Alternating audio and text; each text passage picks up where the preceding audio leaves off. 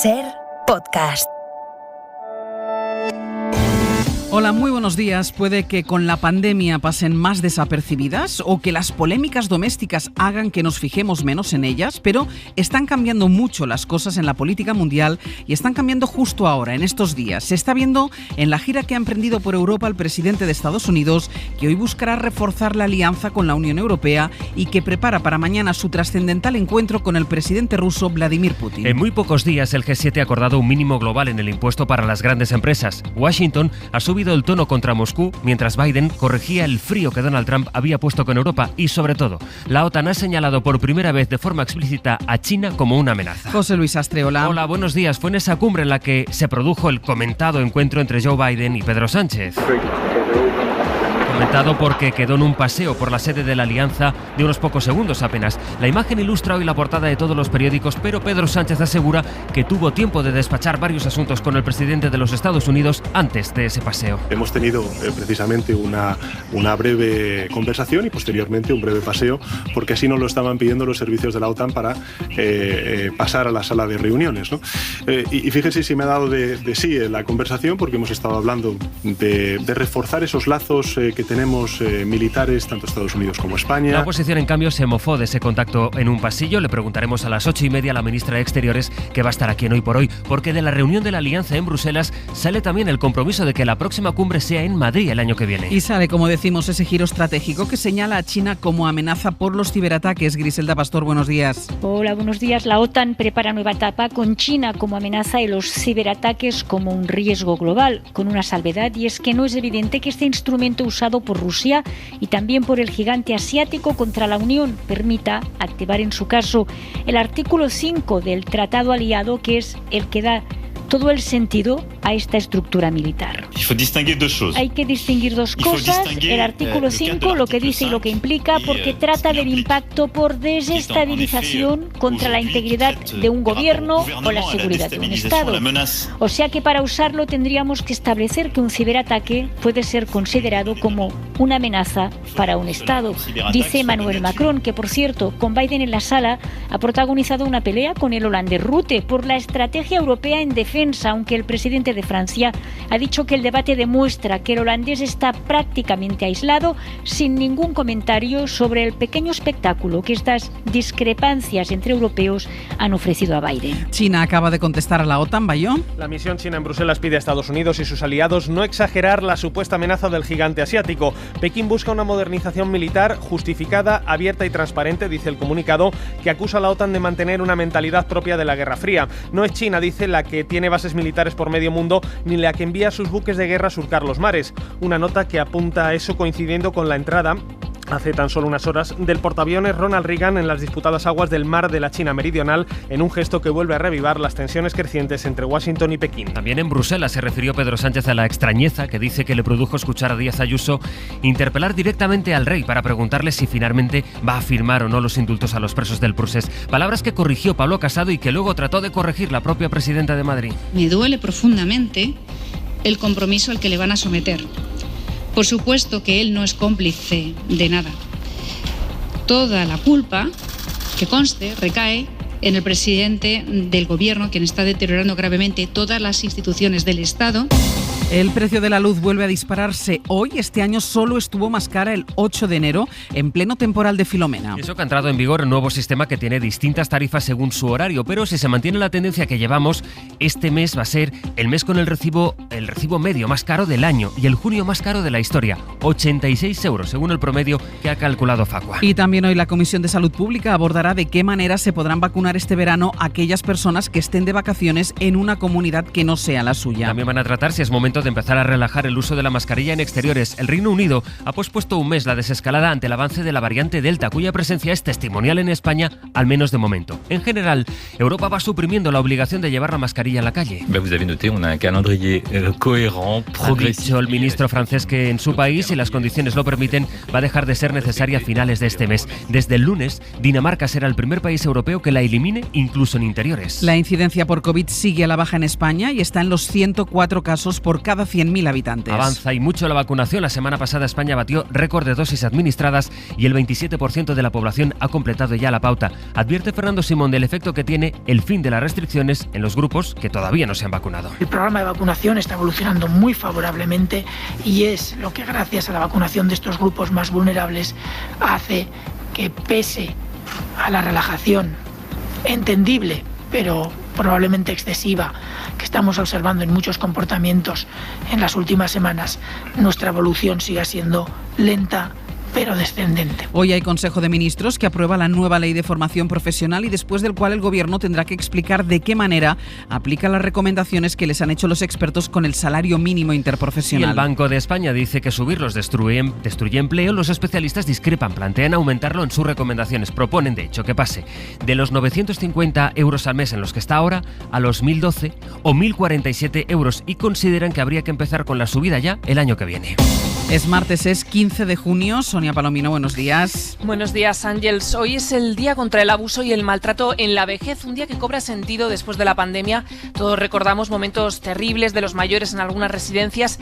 Amnistía Internacional ha publicado esta noche una guía para que las personas mayores no sean abandonadas de esa manera nunca más. Una guía, pero también hay peticiones como reformas legislativas y, sobre todo, inversión en centros públicos. Sí, aumento de las plantillas que aquí en España están por debajo de la media de la OCDE y también mayor poder de decisión de las familias a la hora de tomar decisiones que afecten a los residentes. Y sobre el tiempo, Sonia, tenemos por delante otro día de mucho calor y también de tormentas. Calor sobre todo en el centro y el sur de la península, pero también en Galicia y en Baleares, donde se van a registrar temperaturas superiores a lo habitual en estas fechas, en torno a los 35 grados. Y se esperan tormentas que pueden dejar incluso granizo en el extremo norte de la península y en Aragón y Castilla y León. Hoy por hoy, Ángels Barceló. Hace algo más de un año que empezamos a llevar la mascarilla de forma obligatoria por la calle. El 21 de mayo de 2020 entró en vigor la orden del Ministerio de Sanidad y no será hasta hoy cuando el Gobierno y las comunidades autónomas se sienten a debatir cuándo dejará de ser obligatoria esa mascarilla al aire libre, Sonia. Es la Comisión de Salud Pública la encargada de analizarlo. De momento solo se plantea la retirada en exteriores y a medida que avance la inmunidad en la población. En otros países de nuestro entorno ya se están dando pasos firmes hacia, vamos a llamarla, la desescalada de las mascarillas. El más adelantado es Dinamarca, que desecha ya el uso de mascarillas incluso en interiores a partir del próximo lunes. Tampoco será necesaria en Austria a partir del 1 de julio y en Francia se plantea ya eliminar la mascarilla al aire libre a finales de este mes. Y en Alemania todavía no hay fecha, pero el Gobierno plantea ya empezar a retirar mascarillas en exteriores en los territorios con menor incidencia. Corresponsal Carmen Viñas. Ante la pronunciada curva descendente de nuevos contagios, en Alemania se ha abierto el debate sobre la necesidad de seguir llevando mascarilla en transporte público, comercios o escuelas, una medida en vigor desde finales de abril de 2020. El ministro de Sanidad, Jens Spahn, considera que es posible poner fin a su uso, sin embargo aconseja seguir llevándola en caso de duda. Son los Länder los que tienen potestad para levantar cualquier restricción, por lo que el ministro sugiere que podría plantearse en primer lugar en las regiones con una incidencia muy baja y una tasa de vacunación elevada. La ministra de Justicia, en la misma línea que el de Sanidad, también aboga por revisar si el uso de las mascarillas es proporcionado y dónde podría eliminarse si las cifras siguen bajando. Las autoridades sanitarias alemanas han confirmado menos de 1.000 nuevos contagios por coronavirus en un día, la cifra más baja desde finales de septiembre. Son 549 casos confirmados frente a los 1.117 de hace una semana. El número de fallecidos asciende a 10 frente a los 22 del lunes pasado. Frente a los avances que hemos mencionado, el retroceso en la desescalada de Reino Unido, el gobierno de Boris Johnson aplaza un mes las últimas fases del desconfinamiento ante el avance de la variante india del COVID. Londres, Daniel Postico. Boris Johnson ha decidido posponer 4 semanas hasta el 19 de julio el llamado Día de la Libertad o el fin del desconfinamiento, que debía producirse el 21 de junio. Esa era la fecha para que los ciudadanos recuperaran la normalidad de antes de la pandemia y reabrieran discotecas y se eliminaran la distancia social y las mascarillas. Pero todo esto deberá esperar. El motivo que ha dado el primer ministro es la variante india o delta y el incremento de los contagios, la mayoría relacionados con esta variante. Las infecciones de COVID diarias ya oscilan entre las 7.000 y las 8.000. Han subido un 45% en una semana y también han subido las hospitalizaciones un 15%. La situación por el momento está controlada, pero no quiere que se le vaya de las manos como sucedió el pasado mes de diciembre con la variante alfa, la británica. La delta es un 50% más contagiosa que la anterior. Johnson también ha dicho que quiere ganar tiempo para aumentar el porcentaje de vacunados y empezar a inocular a los menores de 18 años. Sobre la vacunación, ahora sabemos que España batió un récord la semana pasada. Fue en la que más inyecciones se puso hasta ahora, más de 3.200.000, ya cerca de la mitad de la población, el 45% ha recibido una dosis y 15 millones están completamente inmunizadas, que es el objetivo que se había marcado el Gobierno para esta semana. Pues cada vez con más inmunizados son cada vez más los que se ponen ya la segunda dosis y eso permite tener una radiografía más clara de cómo afecta el segundo pinchazo. Y lo que dicen los datos es que tiene más efectos secundarios que el primer pinchazo, aunque en ningún caso son efectos graves, Teresa Rubio. Cansancio, fiebre, dolor de cabeza, muscular o en la zona del pinchazo, incluso hinchazón de los ganglios cercanos, son algunos de los síntomas que están sufriendo las personas de mediana edad tras recibir la segunda dosis. África González, catedrática de Inmunología de la Universidad de Vigo. Se van a poner en marcha de forma muy rápida las células de memoria, se va a montar todo el sistema de defensa para intentar luchar frente a esa vacuna. Son efectos secundarios absolutamente normales y están relacionados con una buena respuesta inmunitaria. Esto no ocurre en el caso de los ancianos porque sufren un deterioro del sistema inmunitario que se conoce como inmunosenescencia. Por eso los efectos secundarios en mayores suelen ser muy leves. Hoy por hoy, con Ángeles Barceló. El debate político de los indultos vuelve hoy otra vez al Congreso, todavía con los ecos de lo dicho en Colón el domingo. Hemos escuchado en portada a Isabel Díaz Ayuso rectificar sus declaraciones en las que interpelaba al rey en el PSOE. Ábalos. La foto de ayer en Colón es la foto de la vergüenza. Casado no convence a la derecha más moderada, que ayer no quiso acompañarlo a Colón, ni a la derecha más dura, que ayer lo abucheó en la manifestación. Pero Casado no va a resolver su problema de liderazgo convocando a manifestarse y huyendo de la foto de la manifestación, tirando la piedra y escondiéndose luego. Y mientras en Cataluña, con todo este debate sobre los indultos de fondo, ha empezado ya la ronda de contactos del presidente Pere Aragonès con los líderes de los partidos catalanes. Tanto Esquerra como Junts se han comprometido a explorar todas las vías si la mesa de diálogo con el gobierno central no llega a buen puerto. Radio Barcelona, Sergi López, buen día. Buen día. Esquerra y Junts se comprometen a trabajar intensamente para que la negociación con el Estado empiece cuanto antes mejor y que tenga un orden del día en el que figuren el derecho a la autodeterminación y la amnistía. De momento, el Gobierno asegura que se sitúa en el carril del diálogo con voluntad sincera, pero avisan, si ese diálogo fracasa, explorarán todas las vías alternativas. Tras la reunión de Pere Aragonès con Junts ayer, hoy se verá las caras con los jefes de filas de la CUP, del PSC y de los comunes. Y en Andalucía, el PSOE está tratando de calmar las aguas después de la derrota de Susana Díaz y su negativa a marcharse. En Ferraz quieren que dimita y contemplaron incluso poner una gestora, pero después, y con la idea de rebajar tensiones, la dirección socialista dio marcha atrás. Pedro Sánchez dijo esto cuando le preguntaron en Bruselas. En fin, yo creo que la democracia ayer habló y que la democracia ha apuntado renovación y unidad, y ese es el camino que tenemos que continuar.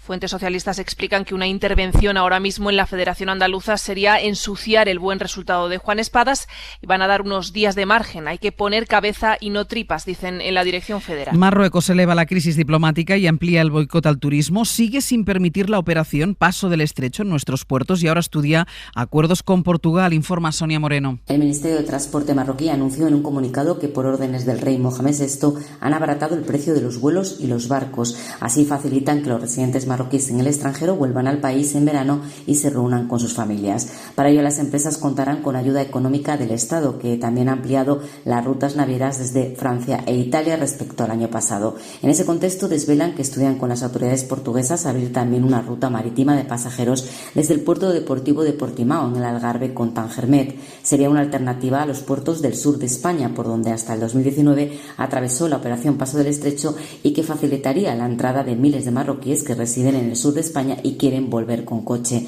La alternativa para los marroquíes en España por el momento es coger un vuelo o viajar hasta el sur de Francia para embarcarse con el coche en un ferry a Nador o Tangermet.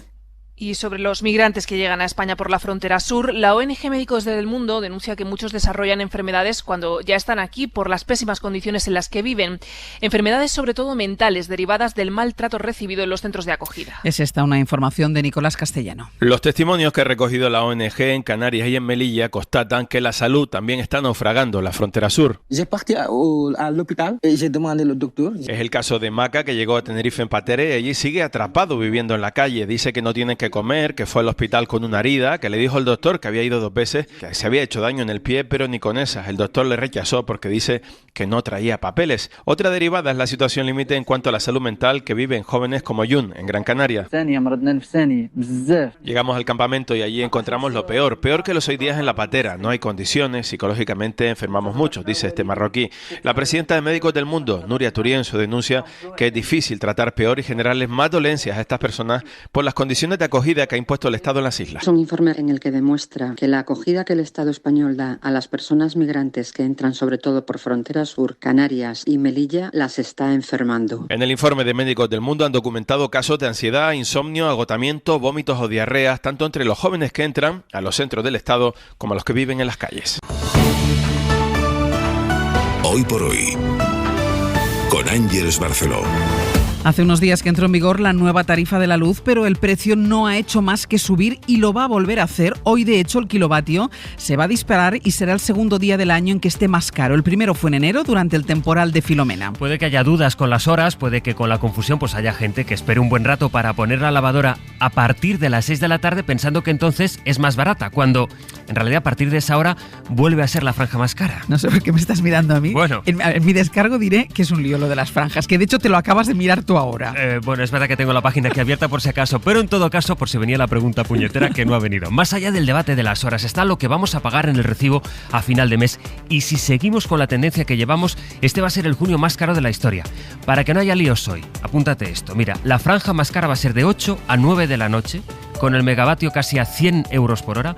La franja más barata ha sido ya, ahí llegamos tarde, de 4 a 6 de la madrugada, que tampoco era barato, a 81 euros. La luz, seguro que soy uno de los asuntos que se cuelan sus conversaciones de esta mañana, con los primeros cafés, como lo será el estreno de España en la Eurocopa, sin goles. Sin goles, pero con pases. Mira la estadística, 17 remates, 917 pases hizo España.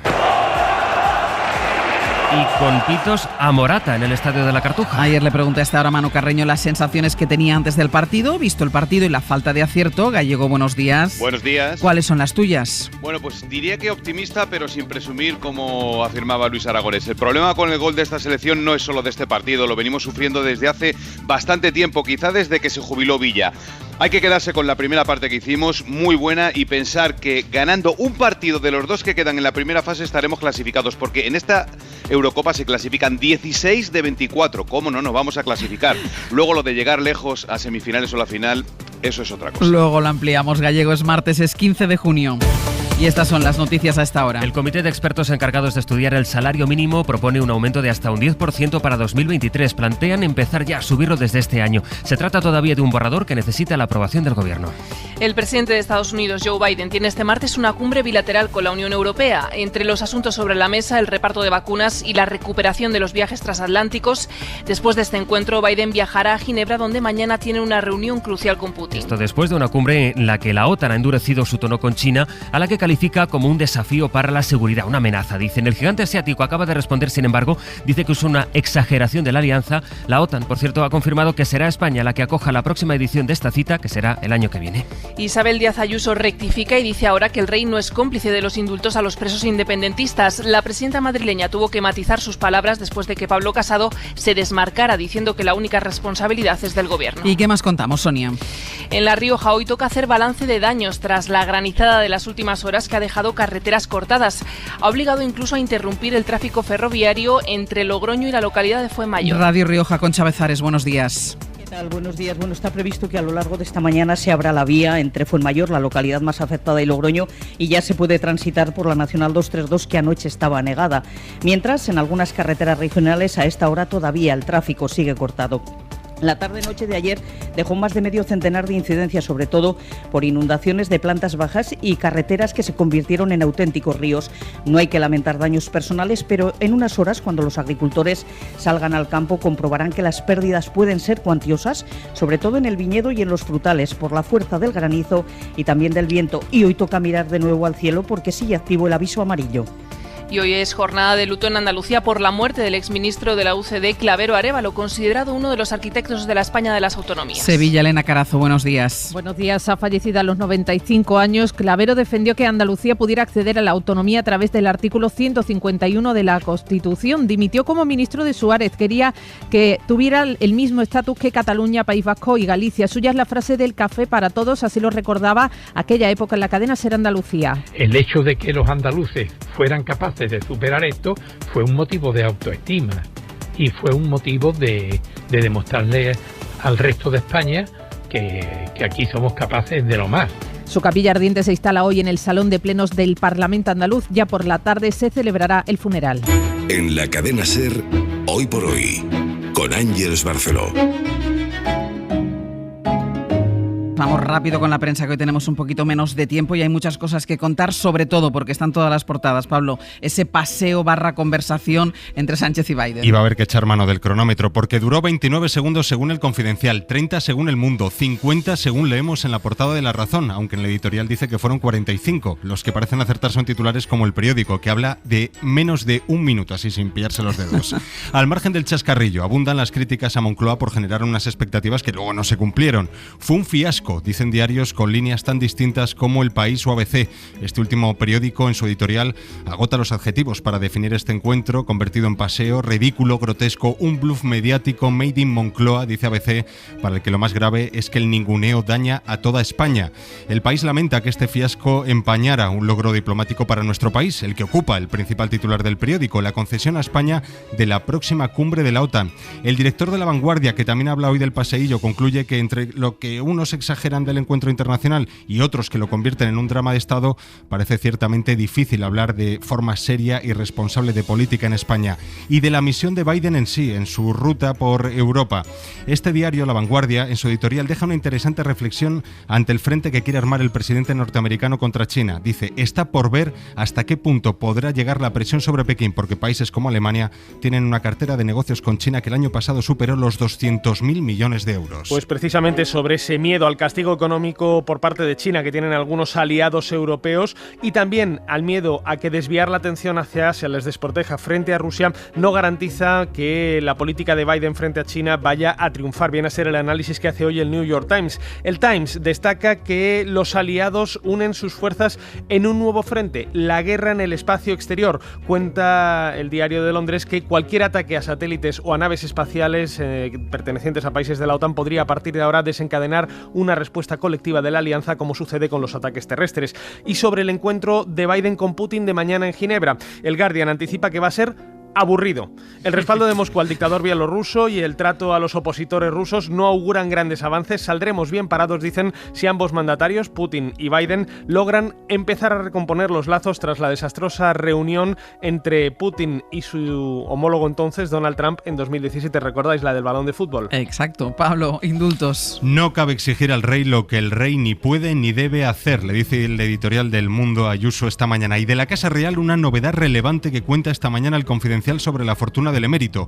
La investigación ha descubierto una nueva cuenta en Andorra, un depósito que estuvo operativo hasta 2016 y que se controlaba por testaferros desde una sociedad mercantil en Panamá, una sociedad que se disolvió, ojo, hace solo un mes, el pasado 4 de mayo. Muy interesante sobre los indultos la tribuna que firma hoy José María Vallés en El País, porque mira un poco más allá. ¿Qué vendrá después? Los indultos deberían dar la señal de salida de una larga marcha. No parece que haya otro remedio realista al conflicto que no sea emprender esa marcha y prepararse para que progrese. Una marcha que comienza y que va a tener un lastre. El activismo, escribe él, de un sector judicial y la toxicidad de algunos medios, y advierte de que en este itinerario se darán momentos de crisis y también interrupciones. Y lo que no habíamos escuchado todavía ni leído de la pandemia, el confinamiento hizo miopes a más niños. Dicen los expertos que la falta de luz solar, que ninguna luz artificial puede reemplazar los rayos solares en la generación de dopamina, que es clave para tener una buena visión. Titular. En el Financial Times cuentan que Washington y Bruselas están dispuestos a poner fin a su guerra comercial, que dura 17 años, por las ayudas a Boeing y a Airbus. El acuerdo se firmaría hoy martes.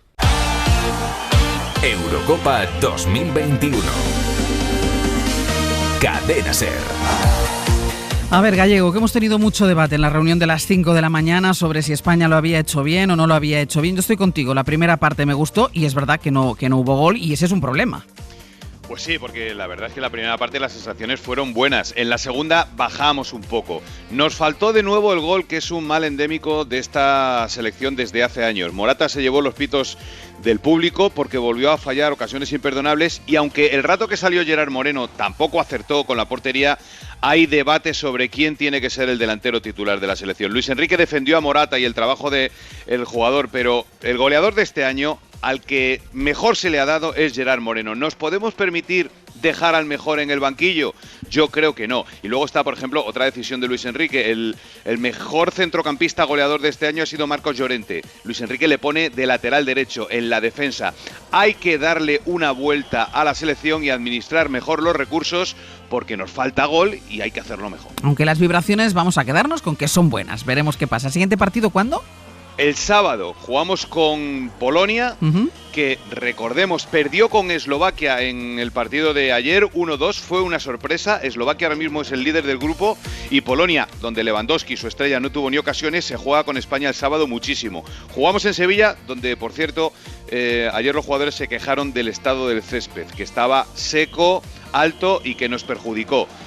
Tiene narices que la federación, que ha elegido la Cartuja por determinados intereses para que sea sede de la selección, no haya supervisado el estado de la hierba las últimas semanas, porque el sábado tampoco puede mejorar excelentemente, claro, y seguirá estando mal. Otro problema, porque repito, los jugadores se quejaron abiertamente después del partido. Tiene narices que pase esto jugando en casa. Y jornada de este martes, que yo creo que es de las más atractivas desde que ha empezado la Eurocopa. Se juega uno de los partidos más bonitos, bueno, a priori más bonito, veremos qué pasa, el Francia-Alemania, y debuta Portugal. Sí, este es el grupo F, el que se juega hoy, el grupo de la muerte. Francia-Alemania en Múnich es un partidazo. Francia es la gran favorita del torneo, con estrellas fulgurantes, Mbappé, Griezmann, Benzema, una defensa tremenda. Pero juega ante una Alemania que, aunque ya no es aquella que ganó el Mundial, se está reconvirtiendo, está metiendo nuevos jugadores jóvenes con energía y contrastados en el equipo, y va a estar muy bien. Y en el otro partido juegan Portugal y Hungría. Este grupo está francamente complicado. La actual campeona de Europa, que es Portugal, el equipo de Cristiano Ronaldo, pero que ya vimos en el amistoso con España que no es lo que era tampoco. Muy bonito, vamos a ver quién da un golpe en la mesa. Tarde-noche de buen fútbol gallego, gracias. Un beso. En la cadena SER, Hoy por Hoy, con Ángeles Barceló. Marco Antonio Aguirre, buenos días. Buenos días, Ángeles, y buenos días a todos. Ayer el presidente Biden y el presidente Sánchez se reunieron durante 50 segundos. Muchas personas malintencionadas se han reído de la escasa duración de la reunión, pero en realidad 50 segundos dan para mucho. Vamos a comprobarlo. Voy a poner el cronómetro. Tiempo. En 50 segundos despegan 56 aviones en el mundo. El corazón late 70 veces. Se suben a Facebook 240.000 fotos. Parpadeamos 10 veces. El planeta Tierra recorre 1.650 kilómetros alrededor del Sol. Se producen en el mundo 4 millones de búsquedas en Google. 7.000 parejas se unen en matrimonio. Nacen 230 bebés en el mundo. Un colibrí mueve las alas 4.000 veces. Se consumen 50.000 barriles de petróleo. Se hacen 90.000 tweets en el mundo. En 50 segundos se crean 5 artículos nuevos en Wikipedia. Se liberan a la atmósfera 6 millones de kilos de dióxido de... Oh, ya está. Señor Sánchez, lo he intentado, pero hay que ser sinceros. En 50 segundos no da tiempo a nada. Marco Antonio Aguirre, Cadena SER. Hola, muy buenos días. Seguro que muchos de ustedes han leído o incluso han pronunciado esa frase de cuando lo pides por internet y cuando te llega a casa. La diferencia entre un producto que en internet es espectacular y cuando te llega a casa sorpresa no tiene nada que ver con lo que parecía en las fotografías. Bueno, pues quizá esta frase sirva para lo que pasó ayer en el encuentro entre el presidente de Estados Unidos, Joe Biden, y el presidente del gobierno, Pedro Sánchez. Nos lo vendieron como una reunión, un encuentro, nos dijeron, con una agenda repleta de temas para tratar: Marruecos, Marruecos, Latinoamérica, el papel de España en la OTAN, las bases militares de Rota y Morón, Palomares y quizás, si daba tiempo, la guerra de los aranceles. Los medios se lo compramos y generamos la expectación, y la realidad fue una breve charla de pie y un paseo de pocos segundos hasta llegar a una reunión con más participantes. Como un primer contacto está más que bien, pero el problema es la venta a bombo y platillo de la semana pasada. Sin esta sobreactuación previa, la fotografía que hoy está en todas las portadas entre Biden y Sánchez se leería de otra manera muy diferente. No hay que olvidar que España ha conseguido que se celebre aquí la cumbre de la OTAN de 2022, toda una gesta diplomática.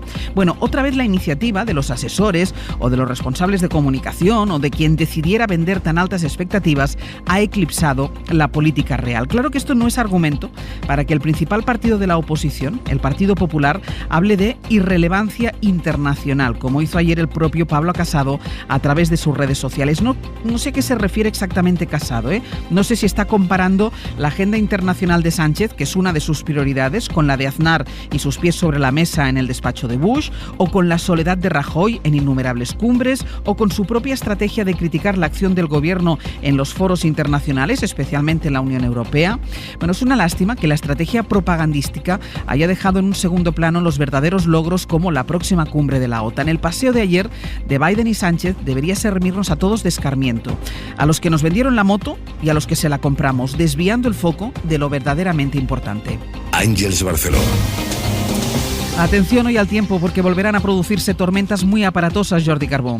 Será sobre todo durante la tarde y hasta bien entrada la madrugada. La mañana será soleada, con temperaturas durante la tarde parecidas a las de ayer, el máximo de calor cerca del Mediterráneo, y en la mitad norte de la península, también Extremadura, entre esta tarde y la próxima noche, tormentas. Algunas pueden descargar con fuerte intensidad y se mantendrán hasta bien entrada la madrugada en el noroeste de la península. No hace falta que esperemos a mañana a la sesión de control al gobierno para que comprobemos por dónde va el debate político centrado en los indultos, en el papel del rey que el PP ha sacado ahora como cuestión y en lo que se anuncia como encuentros internacionales y que luego resultan ser charlas en el pasillo. Iremos ahora con eso, pero conviene que no desatendamos las otras cosas, que son las que afectan de manera más directa y que también esperan soluciones de la política. Hablemos pues del precio de la luz, que hoy se va a disparar. El kilovatio va a marcar el segundo precio más alto del año y este va camino de ser el junio más caro de la historia. Hablemos del trabajo también, hoy que el Consejo de Ministros va a aprobar una ley que revoluciona la formación profesional en este país y que establece que todos los alumnos tengan que pasar al menos una cuarta parte de su formación en una empresa. Hablemos en definitiva de las medidas que deben servir contra la desprotección que ha acentuado la pandemia. Sastre, buenos días. Buenos días, Barceló. Y en plena crisis, pendientes todavía de esos fondos europeos de los que mañana viene a hablar a España Ursula von der Leyen, está el debate por el salario mínimo interprofesional. Hace unos días, el Banco de España aseguró que la última subida del SMI provocó que en España se perdieran en torno a 100.000 empleos, un criterio con el que discrepa el gobierno. El gobierno, de hecho, había encargado un informe a un grupo de expertos para que marcara la pauta de por dónde había que ir. Rafa Bernardo, buenos días. Buenos días. Proponen que la subida sea importante y que empiece a producirse este mismo año, aunque hay diferentes vías para conseguirlo. Sí, el gobierno les había encargado que dijeran cuánto y cómo subir el SMI para cumplir con ese acuerdo de gobierno PSOE Unidas Podemos de alcanzar el 60% del salario medio en el conjunto de la legislatura, y lo que hacen los expertos es recomendar varias posibilidades y varias formas de llegar. En cuanto a la cantidad, ahora el SMI es 950 euros al mes. Los expertos proponen llegar en 2023 a una horquilla entre 1.047, es decir, una subida del 10,2% en total, 97 euros, y 1.012, que es una subida del 6,5%, 62 euros. En cuanto a la senda de subidas, los expertos proponen dos vías principales. Ambas pasan por empezar las subidas este mismo año, pero una vía marca subidas más importantes en 2021 y 2022, y la otra, en cambio, propone una subida modesta este año y dejar el grueso para 2022 y 2023. También, eso sí, abren la puerta a que todo se concentre en los 2 años que vienen si el gobierno y los agentes sociales creen que la crisis lo aconseja así. ¿Y qué debate político anticipa esta propuesta de los expertos, Rafa? Porque podemos encontrarnos otra vez con esas discrepancias entre la vicepresidenta económica y la de trabajo. Sí, pues al final, con tanta horquilla y tanta senda, pues los expertos dejan el debate abierto, dan munición tanto a los que, como Yolanda Díaz, quieren subir ya el SMI, como los que, como Nadia Calviño, pues son más partidarios de esperar. Lo que sí que da el informe es más claridad sobre el punto de llegada, y la meta, por así decirlo, es plausible, porque se escoja 1.047 euros o 1.012, es algo manejable, se puede llegar con subidas anuales mucho más modestas que el 5,5% de 2020 y desde luego que ese 22% de 2019 del que hablaba el Banco de España, aunque hay que decir que el informe en su punto actual todavía no está del todo terminado, podría sufrir algunas correcciones menores antes de que llegue formalmente el Gobierno estos días. Hasta luego, Rafa. Hasta luego. Por seguir con las medidas más sociales, el Gobierno prevé recurrir hoy al Constitucional la ley catalana que regula el precio del alquiler porque entiende que invade sus competencias, aunque no va a pedir que se suspenda la norma. Anoche supimos que un hombre se suicidó en Barcelona justo antes de que lo desahuciaran. Cuando fue la comitiva judicial, este hombre, que tenía 58 años, se tiró al patio interior del edificio. Llevaba un año sin pagar el alquiler de la vivienda que pertenecía a un particular. Los servicios sociales advirtieron de que estaba en el paro y de que no podía pagar el piso, pero el juez desestimó su informe porque no constaban los ingresos que recibía. La responsable de la unidad antidesahucios de Barcelona estuvo anoche en Hora 25. Lo que es incomprensible es que con un caso tan claro, con la justificación presentada a tiempo, no una sino dos veces, el juzgado haya decidido ignorar estos informes y ordenar este desahucio. Hoy por hoy, con Ángeles Barceló.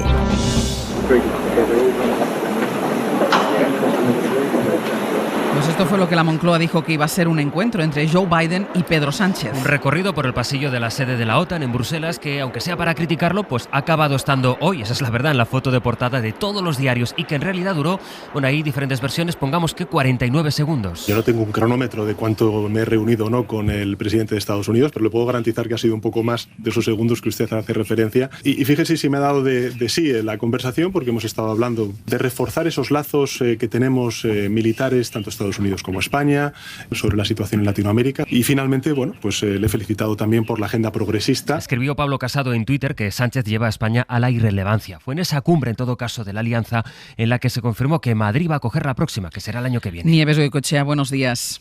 Buenos días, Ángel. Y a eso se agarra la Moncloa para destacar la agenda internacional de Sánchez de esta semana, aunque es evidente que el encuentro con Biden no fue lo que anunciaron. Sí, se anunció la semana pasada encuentro, conversación y la evidencia de las imágenes que habéis puesto, hemos escuchado, lo redujo a un paseo. En el gabinete del presidente ya explicaron a primera hora, y lo comentamos aquí, Ángel, que solo sería una charla informal tras la foto y presumían ya el uso que haría la derecha, lo decían así, de esta toma de contacto. Lo de ayer se pactó días antes, como sabemos, y en lenguaje diplomático explican que este tipo de charlas, tras la foto oficial, son formatos que existen y se asumen con normalidad, según explicó un miembro del entorno de Sánchez. Nos dijo ayer, en el gobierno miran a medio plazo la relación con Estados Unidos, es sólida y con intereses comunes en inmigración, cambio climático, relación con Marruecos o bases militares. El gobierno se centra ahora, Ángels, en la visita de la presidenta de la Comisión, que entregará a España la evaluación de los planes para recibir los primeros 19.000 millones de fondos europeos. Nieves, gracias. Hasta ahora. Dentro de muy poco, a las 8:30, podremos preguntarle a la ministra de Exteriores por esa cumbre de la OTAN. Que era la primera en la que participaba Joe Biden y de la que salió un pronunciamiento muy relevante, la muestra de que están cambiando las cosas, en fin. La alianza señala a China como una amenaza para la seguridad y Pekín ha contestado a primera hora de la mañana, ha pedido a la OTAN textualmente que deje de exagerar la teoría de la amenaza china. La OTAN en todo caso apunta a Pekín, lo mismo que apunta a Moscú, y será mañana cuando Biden se vea con Putin en Ginebra. De momento, hoy el presidente de Estados Unidos tiene cumbre con la Unión Europea. Griselda Pastor. Vacunar al menos a 2/3 de la población mundial, este es el objetivo que se marcan en una cumbre que viene a ratificar los compromisos del último G7.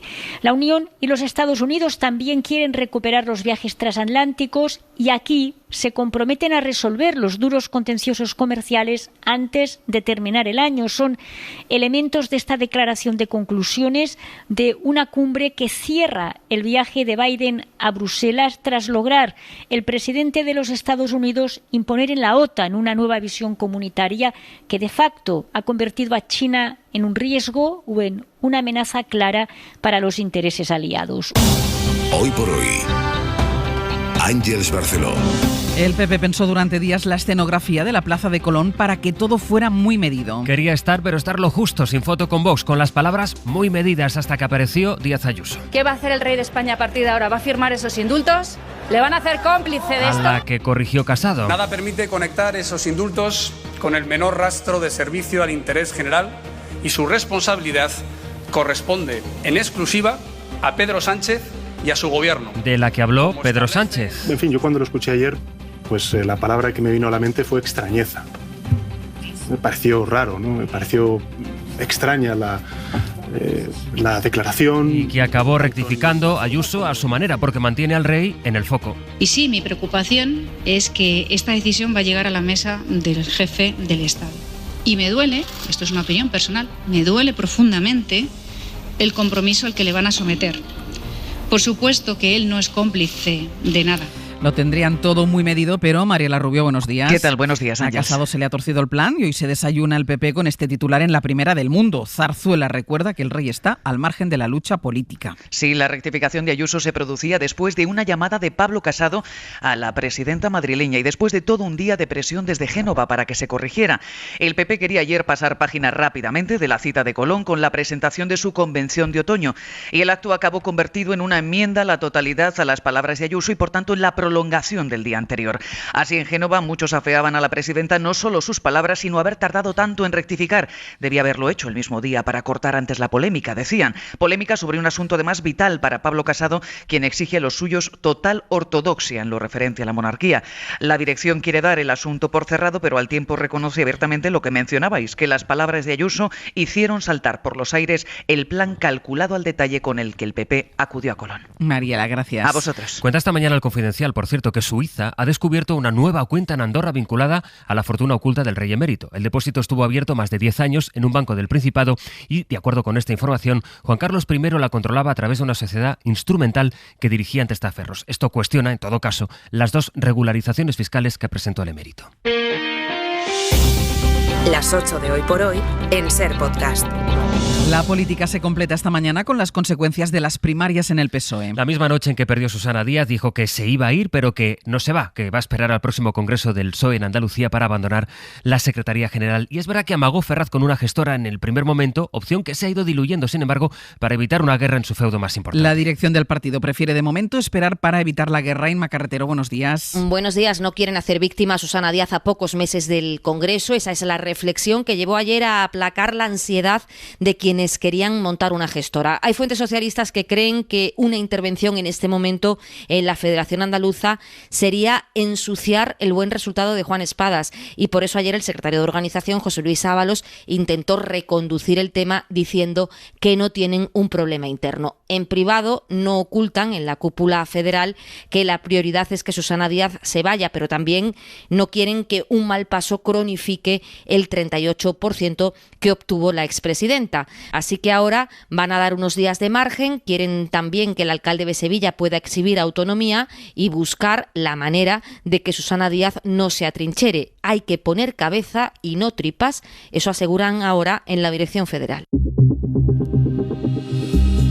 Considero que si bien podemos dar una situación adecuada para poder no utilizarla en lugares exteriores, en los interiores considero que todavía es probablemente muy necesario. La Comisión de Salud Pública va a abordar hoy si España empieza a relajar el uso de la mascarilla en exteriores, a la que ayer aludía Fernando Simón. Es verdad que ahora mismo preocupa en Europa la evolución que pueda tener la variante Delta, que ha obligado de hecho al Reino Unido a aplazar un mes su desescalada. Según Simón, en este momento esa cepa tiene una presencia testimonial en España. 4 comunidades han detectado su transmisión en casos sin vínculo conocido. Hasta ahora mismo no está ocupando un espacio importante en España, sí que poquito a poco es muy posible que llegue a ocupar algo más.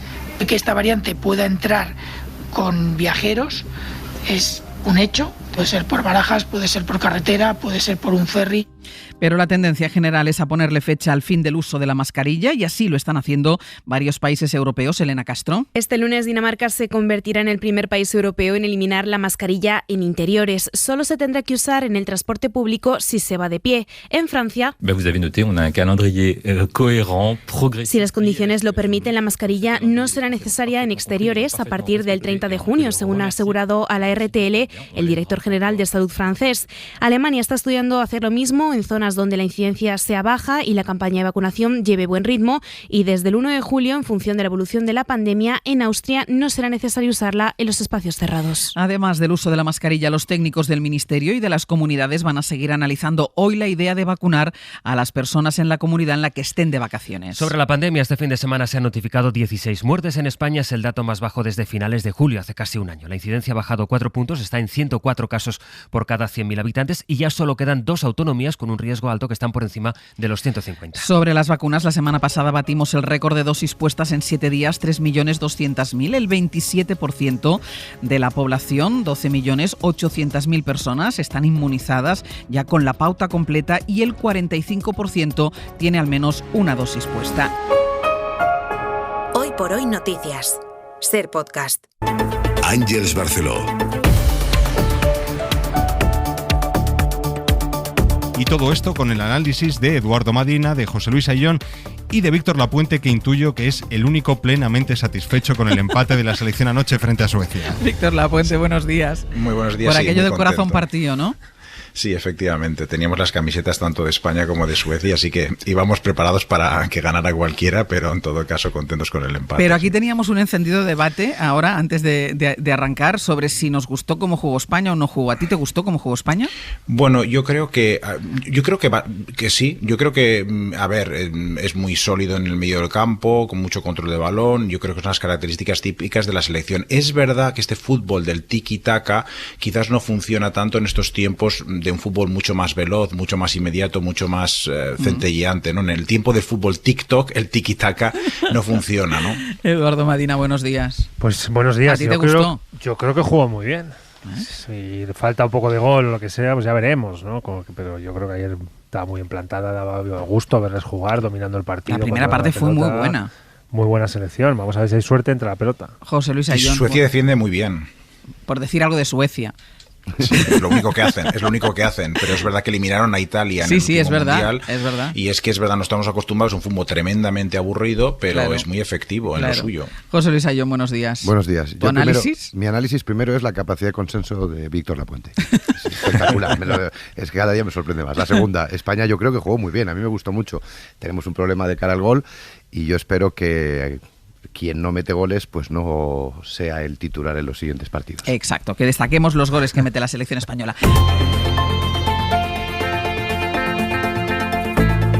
El Abierto. Ser Podcast. Saludamos a esta hora de la mañana a Arantxa González Laya, ministra de Exteriores. Muy buenos días. Hola, buenos días, Ángel. A ver, ministra, ayer el presidente dijo que él no va con un cronómetro en la mano. Yo no sé si usted va con un cronómetro en la mano. ¿Cuánto duró el encuentro entre Joe Biden y el presidente Pedro Sánchez? No, ciertamente no me da para ir con un cronómetro a las reuniones internacionales, pero yo te diría dos cosas, Ángel. Primero, te diría que España ha recibido un gran voto de confianza de todos los líderes de la OTAN en Bruselas, albergando la próxima cumbre de la OTAN en España. Y no se nos olvide que esta cumbre va a ser muy importante por dos razones. En esta cumbre se va a redefinir el concepto estratégico de la OTAN, es decir, cuál es su visión para los próximos 10 años y qué va a hacer la alianza más poderosa del mundo en los próximos 10 años. Y esta es la cumbre en la que se va a elegir al próximo secretario general de la OTAN. Y esta cumbre es la que España va a albergar, y albergándola, pues España va a poder durante este año trabajar para que el resultado sea un resultado fuerte, sólido. Y se confía en España para hacer esta tarea. Luego, la primera cosa que yo pondría en valor es el voto de confianza de los líderes de la OTAN hacia España. Y la segunda cosa que pondría en valor es la buena sintonía entre España y Estados Unidos, una sintonía que ha quedado en manifiesto en una conversación inicial. Es la primera, no va a ser la última, entre el presidente del gobierno y el presidente de los Estados Unidos, más allá del saludo puramente protocolario y menos de una reunión de 40 minutos sentados con banderas y sillones, porque tuvo lugar, como tienen lugar muchas de estas reuniones en cumbres de este tipo, mientras los líderes estuvieron ellos solos, sin ministros y sin asistentes, esperando al inicio de la cumbre. ¿Cuánto duró este momento? Este momento duró unos 30 minutos, donde los líderes estuvieron solos entre ellos. Todos los líderes. Todos los líderes de la OTAN, los 30 jefes de Estado y Gobierno. Durante 30 minutos estuvieron ellos solos, fuera de las cámaras, por cierto, antes de hacerse la foto de familia, donde departieron entre ellos, donde el presidente del Gobierno y el presidente de los Estados Unidos tuvieron ocasión de departir. Ahí usted le consta que ellos dos hablaron, y hablaron de todo lo que después dijo Pedro Sánchez. Así es. Ellos solos, rodeados separados del resto, pero una conversación entre ellos dos existió antes del paseillo. Claro, y luego fueron en un paseillo mientras se acercaban a la sala donde iba a tener lugar la cumbre. Y esto no es solamente con España. Si uno mira la lista de interacciones que los líderes tuvieron entre ellos, pues hay muchas de estas. El presidente del gobierno también habló con otros líderes, habló con el presidente Macron, habló con la canciller alemana y luego además tuvo una serie de encuentros bilaterales ya más formales en los márgenes de la cumbre. En el lenguaje diplomático, que yo sé que usted conoce muchísimo, este tipo de conversaciones, la que tuvo primero rodeado del resto de líderes y después el pasillo que estamos cansados de ver desde ayer, ¿cómo se denominan? Y se lo pregunto porque desde la Moncloa se nos dijo que habría, la palabra que se utilizó era un encuentro. ¿Se considera eso un encuentro? Claro que sí, eso es un encuentro. No es una reunión, a eso se le llama encuentro. Claro, sí. ¿Y da tiempo de hablar de todo lo que dijo Pedro Sánchez que habían hablado? Se habló principalmente de Latinoamérica, de tres cuestiones, que son las tres cuestiones principales que el presidente del gobierno quería poner de manifiesto con el presidente de los Estados Unidos en esta su primera interacción. En primer lugar, pues poner en valor los vínculos que nos unen en materia de seguridad y defensa, con la voluntad de profundizar el acuerdo que tenemos con Estados Unidos en esta cuestión. En segundo lugar, el presidente del gobierno llegaba de América Latina. Y la vicepresidenta de los Estados Unidos acababa de estar en América Central y pudieron charlar de la situación en la que se encuentra Centroamérica en estos momentos, con la confluencia muy difícil de una crisis sanitaria, de una crisis económica y también de una crisis migratoria. Y de todo esto, brevemente, pusieron en valor, el presidente de los Estados Unidos le dijo: gracias por la labor que estáis haciendo, porque acabábamos en Centroamérica de organizar una conferencia internacional donde estuvo representada una asesora del presidente Biden para cuestiones migratorias, donde estuvimos tratando de la cuestión de la migración en Centroamérica. Y en tercer lugar, pues el presidente del gobierno le quiso poner en valor una serie de políticas progresistas que el presidente de los Estados Unidos está impulsando y de todos conocidas, desde una nueva imposición a las multinacionales, como un nuevo compromiso con el acuerdo de cambio climático, y tuvieron una ocasión de departir, como digo, brevemente. Esta era una primera toma de contacto y esperando ahora poder seguir en los próximos meses, profundizar. Ministra, como ha habido tanto lío, se explicó mal desde la Moncloa. ¿No hubiera sido más sencillo decir, bueno, van a aprovechar que se van a ver para abordar unos cuantos asuntos? Se vendió como un encuentro. Daba la sensación de que se iban a sentar los dos solos, con las banderas, que habría fotografía. Esa fue la sensación que se dio con lo que se vendió desde la Moncloa. ¿Se vendió demasiada expectativa? Yo creo que, pero más allá de qué se dijo y qué se entendió, ¿no? Porque siempre hay un emisor y un receptor, yo no entraría en polémicas de este tipo, yo me quedaría con el mensaje, y el mensaje es el de una relación sólida. Y de hecho quiero poner en valor que durante su intervención en el plenario de la cumbre, el presidente de los Estados Unidos dijo que puso en valor el que España fuese la sede de la próxima cumbre, en la que se ha de definir, como digo, el nuevo concepto estratégico de esta alianza tan importante como es la OTAN. Y lo que yo creo que deberíamos... Mira, a mí me gusta mucho una expresión que dice: el ruido no hace bien y el bien no hace ruido. Ángels, pues estamos en un caso clásico de ruido y de bien. El bien es que la Alianza Atlántica elige como sede de uno de los momentos más importantes en los últimos años de esta alianza, España como sede para alumbrar una nueva estrategia para esta organización. Y el ruido es contar los milímetros, los metros, los segundos de cronómetro de un contacto entre muchos otros que tuvieron lugar. Por cierto, también durante esta cumbre tuvimos ocasión de hablar con el primer ministro británico, donde hablamos también de seguridad y de defensa, un tema en el que queremos también profundizar nuestras relaciones. También tuvimos ocasión de hablar con el primer ministro canadiense, con el presidente de Turquía y con tantos otros en los márgenes de una cita que es una cita que, por cierto, este año tenía, comparada con la del año anterior, con el cambio de inquilino en la Casa Blanca, tenía también un color y un sabor diferente. Ahora le preguntaré por eso, pero ya por terminar con el ruido, con la polémica, dice Pablo Casado que Pedro Sánchez ha hundido a España en la irrelevancia internacional. Bueno, pero estamos ya tan acostumbrados a las hipérboles de Pablo Casado que ya ni las escuchamos. Es ruido. Eso es ruido. Y yo creo que lo que podemos poner en valor es el voto de confianza de 29 jefes de Estado y de Gobierno hacia España. Quedémonos con eso y no nos quedemos con estas expresiones cansinas de irrelevancia. Es una hipérbole que en estos momentos no hace bien a este país. Ministra, ¿le convence el argumento de Estados Unidos, ya para cambiar de asunto, de que China debe ser considerada como una amenaza desde el punto de vista militar? Bueno, lo que se ha hecho en esta cumbre, y es importante, es redefinir los riesgos, en primer lugar. Los riesgos no solamente son militares hoy, los riesgos son también híbridos, amenazas híbridas, amenazas a la ciberseguridad, guerra de desinformación, que son tan peligrosos probablemente como los riesgos más clásicos de la militares, digamos. El segundo riesgo del que hemos hablado mucho es el riesgo del cambio climático, un riesgo que la OTAN se toma cada vez más en serio. El tercer riesgo que hemos identificado es el quedarnos atrás en la evolución tecnológica del mundo. Y en esta nueva redefinición de riesgos, que la OTAN tiene que incorporar también en las medidas y en los programas que va desarrollando, también hemos mirado quiénes son los actores en este nuevo mapa de los riesgos. Y es cierto que China, sin ser nuestro enemigo, porque no lo es, y teniendo como tenemos también que crear un espacio de entendimiento y de trabajo conjunto con China, porque si realmente lo que vemos es que el cambio climático es un riesgo, necesitamos trabajar con China para reducir el riesgo del cambio climático. También sabemos que supone China un actor sistémico al que hoy tenemos que incorporar en nuestra matriz de riesgos de una manera más clara y más decidida. Y eso es lo que ha ocurrido en la OTAN.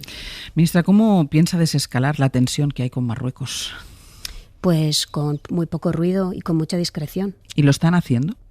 Bueno, ¿se está viendo usted con su homólogo marroquí? Bueno, yo creo que quiero primero decir, Ángels, algo que vengo repitiendo mucho en estos últimos días, en los que he procurado ser tremendamente discreta en lo que a Marruecos respecta, porque creo que hay que crear un espacio en el que podamos reconducir nuestra relación, y para hacerlo debemos hacerlo desde la discreción. En una situación de crisis que España no ha buscado y que no alimenta y que no quiere que siga a futuro, y por lo tanto lo que estamos buscando es crear las condiciones a través de la discreción, y me vas a permitir que en esto sea tremendamente discreta. ¿Pero contactos hay? Déjame que sea discreta también en esto, porque yo no quiero en estos momentos decir ni hacer nada que pueda poner en cuestión nuestra voluntad de retomar esta relación y de retomarla con nuestros interlocutores marroquíes, no a través de los medios de Lo que pasa es que usted, y entiendo que no quiera decir nada y la discreción, hemos empezado hablando del ruido, imagínese, pero Marruecos sí está haciendo. Marruecos, por ejemplo, mantiene el paso del estrecho fuera, España queda fuera del paso del estrecho, es decir, Marruecos sí va haciendo ruido, si usted quiere llamarle de esta manera. No, bueno, yo quiero decir también con respecto a la operación Paso del Estrecho que este año no estamos en un año de normalidad prepandemia. Seguimos de alguna manera. Sí, pero también los otros países de Europa, que Marruecos sí va a permitir que lleguen desde ahí sus ciudadanos, sus conciudadanos. Como lo hicieron el año pasado, y las autoridades marroquíes en aquel momento lo explicaron porque necesitaban que sus pasajeros, sus ciudadanos que volvían a su país pudieran hacerse una serie de test PCR en tránsito hacia Marruecos. Eso es una decisión que les compete a ellos y que ellos tienen que explicar. Pero sí quiero decir que no estamos en estos momentos en la situación de operación Paso del Estrecho como se hacía antes de la pandemia, porque no olvidemos, que no se nos olvide que también Europa tiene cerradas sus fronteras con prácticamente la totalidad del planeta, excepto una docena de países, y entre los países con los que tiene cerradas sus fronteras están bien Marruecos, están bien Túnez, están bien Egipto, están bien Argelia, y lo hace no porque quiera castigar a nadie, sino simplemente porque no estamos en un momento, todavía estamos retomando la normalidad en la movilidad prepandemia,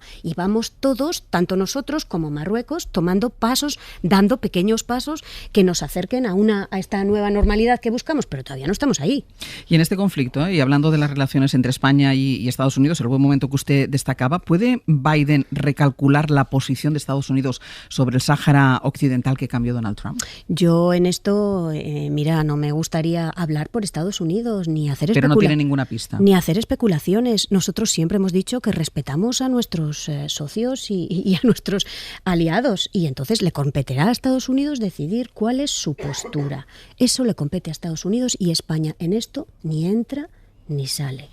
Lo que España siempre ha dicho, y creo que es algo que Estados Unidos comparte y que Alemania comparte y que Francia comparte y que tantos otros comparten, es que es importante que le demos un impulso a la negociación en Naciones Unidas en lo relativo al Sáhara Occidental. Más allá de esto, Ángels, que cada país defina su postura. Nosotros no vamos a hacer injerencia en las posturas de países terceros. En esa conversación que tuvieron Biden y Sánchez no hubo ningún mensaje en este sentido. No. Este no era el tema del día. Estaban, como he querido describir al inicio de nuestra conversación, Ángels, era una primera toma de contacto, y una primera toma de contacto que fue, por cierto, particularmente cálida, amable, como la propia entre dos países que son socios, pero son más que socios, somos aliados en una de las alianzas más estrechas que hay, que es la OTAN. Lo último sobre Marruecos, ministra, ¿cómo va esa propuesta que lanzó su ministerio la semana pasada para suspender el régimen especial de Ceuta y Melilla y pedir visados a los marroquíes que quisieran entrar en las dos ciudades autónomas? Bueno, no hay una propuesta, Ángels. Lo que hay es un explorar un anclaje de Ceuta y de Melilla más firme en la Unión Europea. Evidentemente, Ceuta y Melilla, siendo España, están ancladas en la Unión Europea, pero tienen unas especificidades, tanto en lo relativo al régimen de Schengen como en lo relativo a la Unión Aduanera, unas especificidades que ahora nosotros estamos revisitando a la luz también del plan de recuperación que se está poniendo en marcha, que también cubre a Ceuta y Melilla, y donde algunas de las cuestiones que se están examinando, insisto, no se ha propuesto nada, es si ha lugar a cambiar, a revisar el anclaje actual de las dos ciudades autónomas en la Unión Europea. Y digo esto porque no se trata de que no estén en la Unión Europea, es que lo están, claramente, pero tienen unas especificidades que ahora estamos examinando si tiene lugar a cambiarse. Pero esto, como digo, son exploraciones preliminares, ni más ni menos que esto, y cualquier cambio evidentemente necesitará de un consenso dentro de nuestro país y necesitará una discusión con nuestros socios comunitarios. Mencionaba antes el encuentro que tuvieron ayer también el presidente Sánchez y el primer ministro británico Boris Johnson.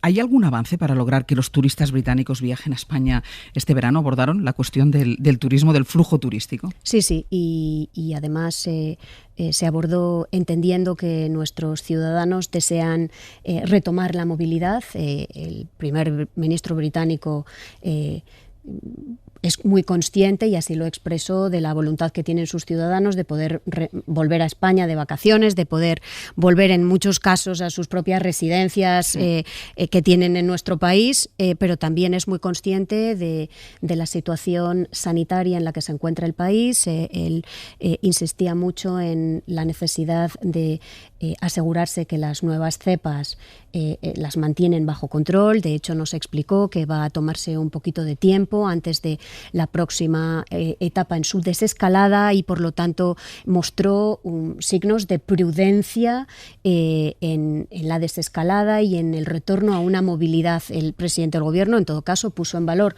las medidas que se han tomado en España y la baja incidencia en algunas de nuestras regiones, muy por debajo de la media española, por debajo de la media británica. ¿Hay posibilidad de que al menos estas zonas o estas regiones puedan salir de la lista de prohibiciones? Bueno, nosotros y el presidente del Gobierno puso en valor este esfuerzo que han hecho estas regiones y las cifras de estas regiones y la capacidad que tienen estas regiones, por supuesto, para monitorizar los datos y también para monitorizar las cepas, pero en último lugar también esto es cierto que la decisión corresponde al primer ministro británico. Entonces, bueno, él será quien tenga que tomar esta decisión. Nosotros pusimos los argumentos sobre la mesa. Ministra, antes que hablábamos de Latinoamérica, ¿cuánto le preocupa la disputa electoral en un país clave en Latinoamérica como Perú? Bueno, estamos siguiendo con atención el recuento. Creo que hay que dejar que las instituciones hagan su trabajo. Las instituciones lo están haciendo con premura y lo están haciendo con diligencia. Y creo que lo que tenemos que hacer es esperar a que termine el conteo de los votos y también a que se resuelvan una serie de cuestiones que se han puesto sobre la mesa. Pero quiero poner en valor la labor que están haciendo las instituciones en Perú, que serán quienes en último lugar tengan que declarar a un vencedor, en cuyo momento en el cual España evidentemente felicitará a él o la ganadora. Parece que sería el ganador, según cómo va el recuento. Pero dejemos que las instituciones hagan su trabajo. Es muy importante que el resultado, como en toda elección, sea un resultado legítimo. Y la legitimidad también depende de que las instituciones puedan hacer su trabajo. ¿Y le preocupa si la victoria es de Castillo finalmente la expansión de los gobiernos de izquierda en Latinoamérica? Yo creo que eso es una simplificación un poco gruesa.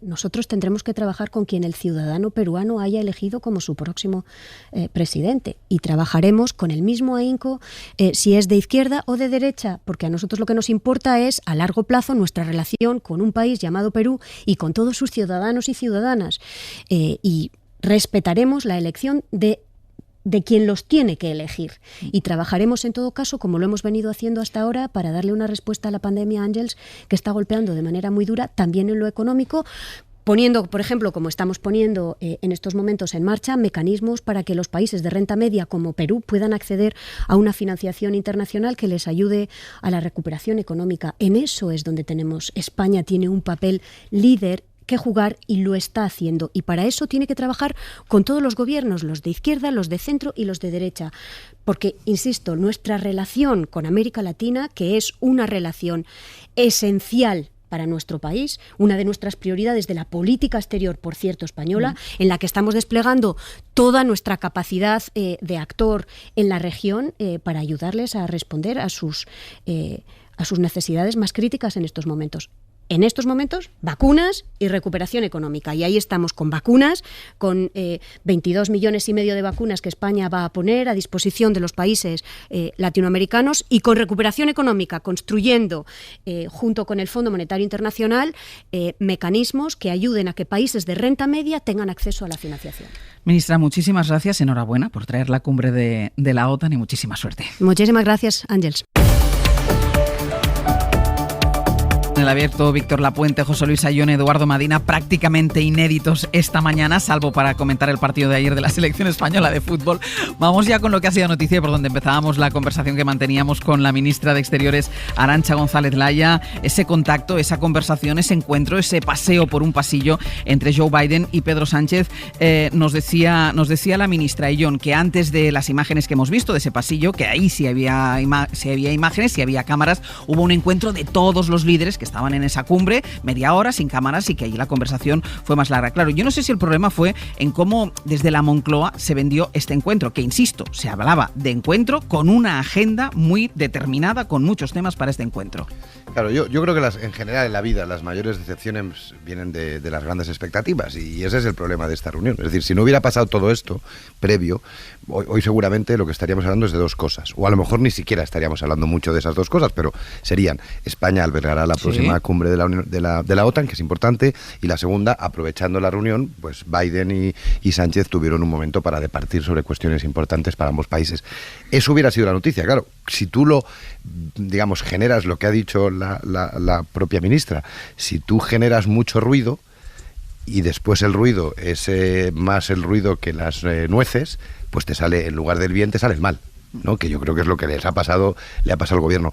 Y no creo que ayude mucho la explicación que ha dado hoy la ministra, que yo creo que ha hecho un esfuerzo por dar una posición oficial del gobierno, que es su obligación como ministra de Exteriores, de tratar de decir que antes hubo media hora de contactos. Por supuesto que hay media hora y a veces hasta más en los momentos previos a las reuniones, y ahí sí que hay encuentros, pero no quiere decir que eso se pueda considerar un encuentro como tal. Entonces al final es eso, expectativa y poca chicha derivada de esa expectativa y la imagen que hemos podido ver todos en la televisión, en las redes sociales, y que hemos escuchado también por las radios. Me preocupa además un tema adicional. es que 29 segundos pueden ser muchos y el tema que tú utilizas para esos 29 segundos es importante. Yo creo que ayer tenía que haberle, el presidente, ya que solo tenía 29 segundos, ya que se había frustrado la expectativa, yo creo que el tema era Marruecos. Es decir, el tema era Marruecos pero ya no por una cuestión de interés para España, que también, sino porque creo que es bueno que las principales potencias del mundo que tienen intereses en Marruecos, por cercanía, por intereses comerciales, por personas que viven en una parte y la otra de la frontera, pero Estados Unidos también, por su papel en la geopolítica, pues que hubieran hablado de eso. Porque al final, lo bueno de la relación entre España y Estados Unidos u otros importantes actores internacionales es que los asuntos que pueden generar conflicto de cara al futuro se arreglen de forma coordinada. Víctor. Pues bueno, yo creo que tan ridículo es vender un paseillo como un gran encuentro, ¿no? Como hizo el gobierno el viernes, como considerar que España ha caído en la irrelevancia, ¿no? Como acusó ayer Casado, ¿no? Yo creo que no es justo valorar la política exterior de un país en proporción a los segundos que tu presidente pasa con el máximo dignatario de Estados Unidos, ¿no? Dicho esto, pues bueno, yo creo que, como comentaba José Luis, ¿no? El problema son las grandes expectativas creadas por el propio gobierno tras la reunión entre González Laya y Anthony Blinken de la semana pasada, y entonces uno tiene la sensación un poco de que a la Moncloa le ha pasado lo mismo que a los habitantes del pueblo de Bienvenido Mr. Marshall, ¿no? de Berlanga, que se pasan días preparando la llegada de la comitiva y luego la caravana de coches americanos pues pasa el pueblo a toda velocidad, ¿no? Y un poco parece que a los diplomáticos españoles se les puso la cara de Pepe Isbert. En todo caso, también coincido con José Luis que la clave hubiera sido en esos pocos segundos hablar de los temas donde hay conflicto, que es Marruecos, que es donde existe pues una discrepancia con la posición de la administración americana. Sí, pero ahí ¿no? sí que le he preguntado directamente y no estuvo en la conversación Marruecos, ha dicho la ministra. Pues claro, es cierto. Entonces Sánchez ha dicho que hablaron, no sé cómo pudieron hablar de estas cosas, ¿no? Reforzar los lazos militares, del convenio bilateral de defensa, de la situación de América Latina, del problema migratorio ahí, de la agenda de nueva administración americana, y alabándolo por la inspiración que supone Biden para muchos progresistas. Pues hombre, yo creo que si tienes ocasión, lo lógico es hablar de donde existe una discrepancia, no de donde estás de acuerdo o mostrarte esta posición de admiración. En todo caso, una cosa, yo creo que se ha equivocado Moncloa, pero es cierto que es difícil equivocarse, porque si en algo es especialista Sánchez, incluso antes de ascender al poder, es en las fotos. Recordemos la iconografía del Peugeot y su viaje por España, ¿no? Pues desde entonces hasta la ronda de fotos que va a tener esta semana, ¿no? Con von der Leyen, mañana con Draghi el viernes, las que tuvo ayer mismo con Trudeau y con Boris Johnson. Efectivamente. Sí. Es decir, yo creo que su amor por la foto, por la imagen, a veces incluso más que el contenido, pues yo creo que ahora ha jugado una mala pasada, ¿no? Yo creo que se ha pasado un poco de frenada, pero en todo caso, mejor un minuto con Biden que varias horas con Trump, eso seguro. Bueno, al margen del paseillo y todo este lío, que yo creo que pertenece más al significado del verbo parecer que al del verbo ser. El caso es que España es un país que forma parte de la Alianza Atlántica, que ayer tomó una decisión, consagró, digamos, una decisión que determina a China como una amenaza sistémica, y ese cambio de lenguaje que ya se venía incubando durante un tiempo atrás, pues yo creo que abre un instante muy novedoso, porque define a un país como China de una manera distinta como la Alianza Atlántica, máxima estructura organizada de seguridad multilateral, había hecho hasta la fecha, ¿no? Y dicho esto, además, sale una cumbre que anuncia que en la cumbre del año 2022 se va a celebrar en España. Yo creo que ahí es donde se juegan las dos claves centrales de esta cumbre, de esta reunión, además simbólicamente celebrada en la capital comunitaria, como diría Griselda Pastor, en Bruselas. Todo está lleno de significados positivos. Coincido con lo que han dicho tanto José Luis como Víctor, que el verbo parecer a veces en política y en diplomacia juega malas pasadas, ¿no? Pero lo sustancial de la cumbre yo creo que está ahí, en la relación en términos de seguridad que la OTAN describe hacia China, y las dos realidades o las dos dimensiones en las que dice que se opera, una en lo militar y otra en lo digital, en el espacio, dice, y en el ciberespacio. Yo creo que ahí se apunta un camino nuevo que hay que ver cómo se consagra en futuras cumbres, pero que a mí me parece muy relevante porque por fin define a China, como yo creo que hay que definirla, como una amenaza sistémica. Y en el retorno, tú destacabas en las claves, en el retorno de Estados Unidos. Claro, y en el retorno de Estados Unidos, después de una especie de ataque adolescente que ha tenido su anterior presidente, que pensaba que el mundo empezaba y terminaba dentro de sus fronteras, que pensaba que la mejor estrategia multilateral era abandonar los organismos de cooperación multilateral, que han vertebrado la conversación y las relaciones internacionales globales desde la Segunda Guerra Mundial, y que aislando a su país era más grande con respecto a lo que sucedía fuera de sus fronteras, ¿no? Ese abandono progresivo de los distintos organismos multilaterales por parte de Donald Trump, yo creo que sacó a Estados Unidos del liderazgo de los asuntos mundiales, de la agenda global y de los asuntos de futuro, de las próximas 2 décadas, ¿no? Esta especie de vuelta y encima en Bruselas de Estados Unidos al liderazgo de la conversación multilateral, al menos en este aspecto de la cumbre de la OTAN en el ámbito de la seguridad, yo creo que es extraordinariamente relevante. La presencia de Biden en Bruselas es mucho más importante que cualquier otro instante. Ya entiendo que la anatomía de los segundos de no sé quién paseando capta mucho la atención, pero no nos olvidemos, hasta hace poco había un señor que se llamaba Donald Trump, que prácticamente estaba sacando a su país de todo lo que significara cooperación internacional, formar parte de organismos multilaterales, tener relaciones normalizadas en el ámbito bilateral y multilateral con otros países del mundo, ante los superdesafíos que tiene la humanidad en estos próximos 10-20 años, ¿no? La vuelta de Biden, que es un presidente que en mi opinión se está saliendo por encima de todas las expectativas. Antes hablaba José Luis de la importancia de las expectativas en política, pues con Biden las teníamos justo al revés que con esta cumbre, muy bajas, y las está batiendo todas, pero todas que se está doctorando en políticas progresistas, tanto desde el punto de vista de la cooperación internacional, la política exterior, las políticas fiscales, las políticas económicas, laboral. Está pasando por la izquierda a lo que pensábamos que era el ala más a la izquierda del Partido Demócrata, ¿no? Así que, en contra de lo aparente y en contra de lo que pensábamos que iba a ser un presidente frío, que no daría, digamos, grandes noticias ni llamaría la atención, estaba marcando el paso, en mi opinión, con respecto a los últimos años. Totalmente. Yo creo que volvemos a la expectativa, ¿no? Lo que decías ahora, Eduardo.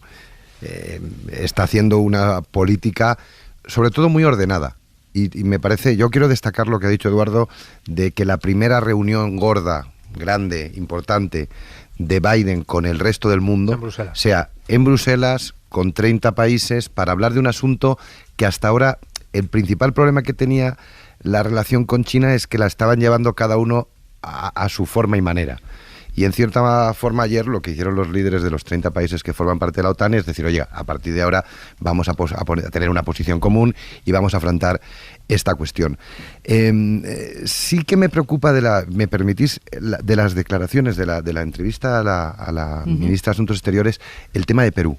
Sí me preocupa, es decir, no tanto que haya un problema en la lectura de los datos electorales, que al final es una cuestión de, como bien ha dicho ella, estoy absolutamente de acuerdo con la ministra, hay que dejar que las instituciones funcionen.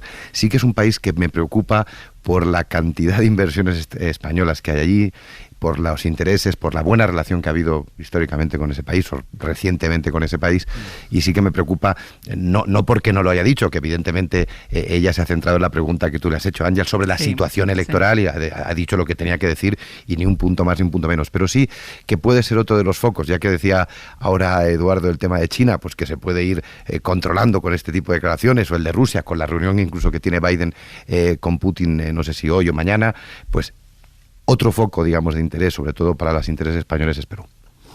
Pero Víctor. Pero en el caso de Perú, yo creo que, de nuevo, ¿no? Poder haber pequeñas diferencias, pero al fondo yo creo que hay un compromiso claro a ambos lados del Atlántico con el compromiso con la democracia y las libertades, ¿no? Cosa que no ocurre tanto con la posición que van a adoptar todos los países en frente a amenazas como, por ejemplo, Rusia o sobre todo China, ¿no? Y yo creo que lo que está haciendo Biden ahora es tratar de reconstruir estas relaciones y relanzar un poco la OTAN, ¿no? Yo creo que ahí está el problema, ¿no? Que es cierto, y coincido plenamente con Edu y con José Luis, que Biden ha superado las expectativas, como las superó Roosevelt en los años 30, y quiero recordar, por cierto, que es tanto Biden como el Papa Francisco son los dos católicos, son los dos líderes progresistas que están marcando la pauta a nivel global, ¿no? Y quiero acentuar eso. Creo que citar a San Agustín y tener en cuenta las bases de la socialdemocracia como tiene Biden, pues yo creo que es un mensaje muy, muy potente. Pero dicho esto, ¿no? Que es casi anecdótico,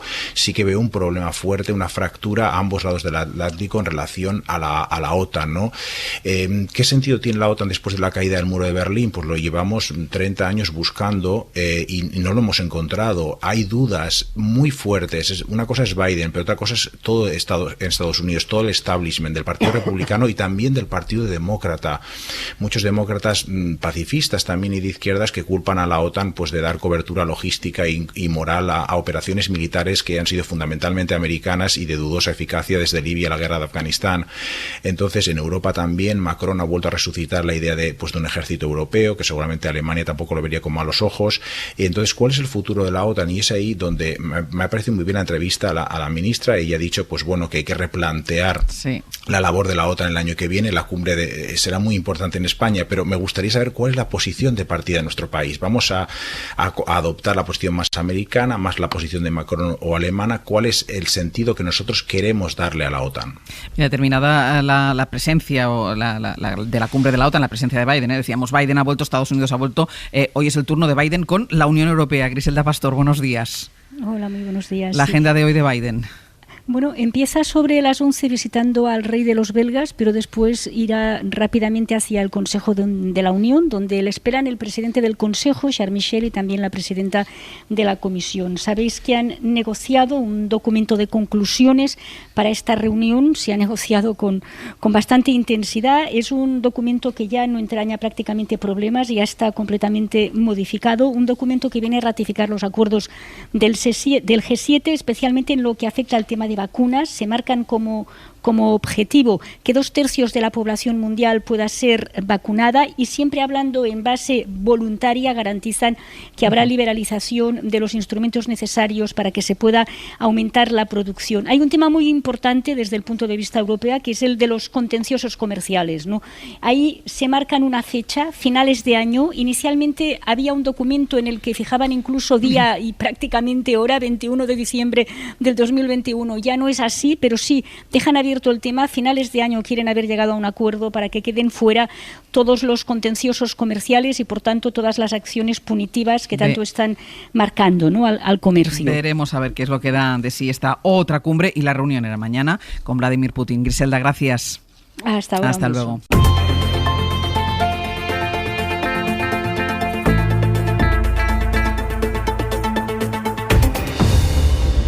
En el abierto, Víctor Lapuente, José Luis Ayllón y Eduardo Madina. Vamos con otra de las polémicas de las últimas horas. Manifestación en Colón el domingo. El Partido Popular, con Pablo Casado a la cabeza, no llegó del todo al centro de la plaza, pero desde donde hablaron los dirigentes populares, habló la presidenta de la Comunidad Madrileña, Isabel Díaz Ayuso. Y en esa declaración, interpeló al rey, o se dirigió al rey, o habló del compromiso en el que pondrían al rey. En cualquier caso, hizo referencia al monarca en relación con la firma de los indultos que puede dar el gobierno a los presos del Procés. ¿Qué va a hacer el rey de España a partir de ahora? ¿Va a firmar esos indultos? ¿Le van a hacer cómplice de esto?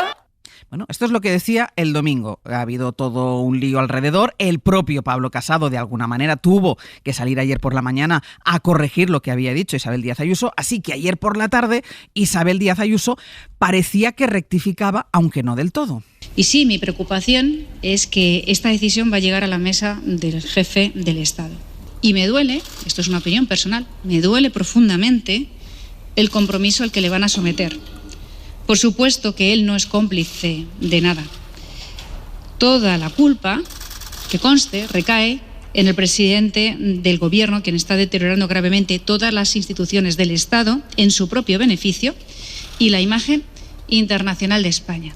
Rectificaba por lo de cómplice, porque ella preguntaba, ¿le van a hacer cómplice? No es cómplice de nada, decía, pero insistía en que le van a poner en un compromiso al rey cuando tenga que firmar los indultos. Es la obligación del rey, forma parte de sus atribuciones que recoge la Constitución. Pero bueno, de alguna manera parecía que rectificaba la presidenta madrileña, pero es que hace unos minutos acaba de decir esto. Bueno, yo ayer no hice ninguna rectificación. Yo ayer aclaré mis palabras, pero sigo pensando absolutamente lo mismo, que es una absoluta vergüenza que al rey de todos los españoles, que es el enemigo a batir por los independentistas y por aquellos que quieren promover en España una ensoñada república, tenga que firmar semejante documento, y que lo haga precisamente la persona que simboliza la unidad y la igualdad de todos los españoles, la persona que lideró y que arrojó luz y verdad el 3 de octubre. Me sigue pareciendo el mismo sonrojo y bochorno y humillación que el rey de España tenga que firmarlo. Luego, no he rectificado absolutamente nada, he utilizado otras palabras. no he rectificado absolutamente nada, he cambiado las palabras, pero digo lo mismo que decía el domingo. Mariela Rubio, buenos días. Hola de nuevo, Ángel. Tú estás en un desayuno protagonizado por el alcalde de Madrid y portavoz nacional del Partido Popular. En ese escenario ha sido donde ha hecho esta tercera versión de sus palabras sobre el rey la presidenta madrileña Isabel Díaz Ayuso, y yo no sé si la dirección del Partido Popular tiene las manos en la cabeza. Pues Casado está presente en este acto, ha llegado, eso sí, sin hacer declaraciones, y está sentado al lado de Isabel Díaz Ayuso, con la que está hablando así, como cuchicheando, ¿no? A la entrada sí hablaba Ayuso, como escuchábamos, no hay tensión en el partido, yo no he rectificado nada, pero es que Ayuso ha dicho algo más, ha dicho que Casado piensa exactamente lo mismo que ella.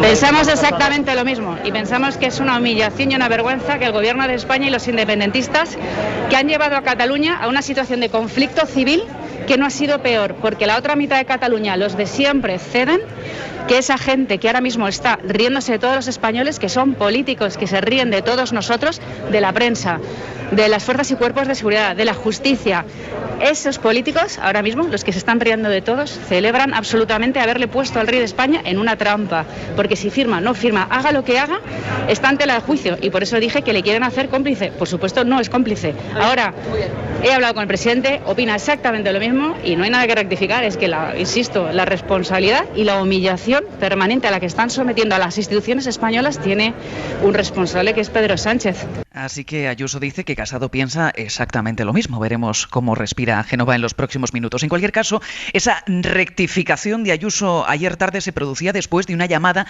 de Pablo Casado a la presidenta y después de todo un día de presiones desde Génova para que se corrigiera. Y después, por supuesto, de la desautorización de Pablo Casado. Un Casado que participaba en el acto con el que el PP quería ayer pasar página rápidamente de la cita de Colón. Era la presentación de su convención de otoño, pero el acto acabó convertido en una enmienda a la totalidad de las palabras de Ayuso y, por tanto, en una prolongación del día anterior. Escuchamos a Casado. Nada permite conectar esos indultos con el menor rastro de servicio al interés general, y su responsabilidad corresponde en exclusiva a Pedro Sánchez y a su gobierno, como establece nuestro sistema político, una monarquía parlamentaria ejercida de forma impecable por Su Majestad el Rey Felipe VI, que nadie, salvo quienes los promueven y los aplauden, son responsables de ese acto. No hay más cómplices que ellos en este acto para hurtar a los españoles su soberanía. Así, en Génova, muchos afeaban ayer a la presidenta no solo sus palabras, sino haber tardado mucho en rectificar. Debía haberlo hecho el mismo día en que las pronunció para cortar antes la polémica, decía.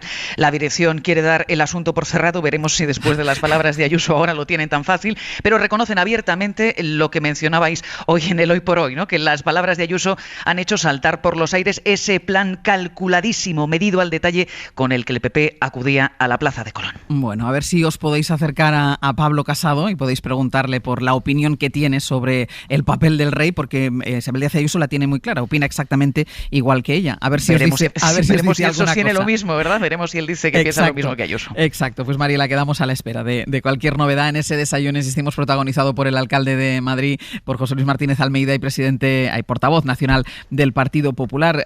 Ayer hubo toda una cascada, hubo mucho trabajo ahí de fontanería, Madina, para que corrigiera, para que rectificara sus palabras Isabel Díaz Ayuso. Parecía que rectificaba y ella misma ha dicho, no, yo no he rectificado nada, con lo cual a Isabel Díaz Ayuso lo que le diga la dirección del PP le entra por un oído y le sale por el otro. Sí. Bueno, yo de mis años en política, que ya se han ido hace ya algunos años, aprendí que era muy importante estudiar mucho y hablar poco.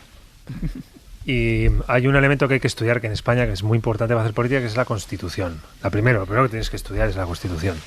Leértela todas las veces, que cada vez que tienes un rato libre en el despacho, en el Congreso, cada vez que José Luis Ayón me dejaba un rato libre en el Congreso de los Diputados y no me daba muchos disgustos, yo me leía artículos de la Constitución porque creo que es muy importante tenerla en la cabeza, ¿no? Y dentro de ella hay una cosa que se llama jefatura del Estado, que en España es como el piramidón, digamos, de una monarquía parlamentaria, que es el eje central de nuestro pacto constitucional.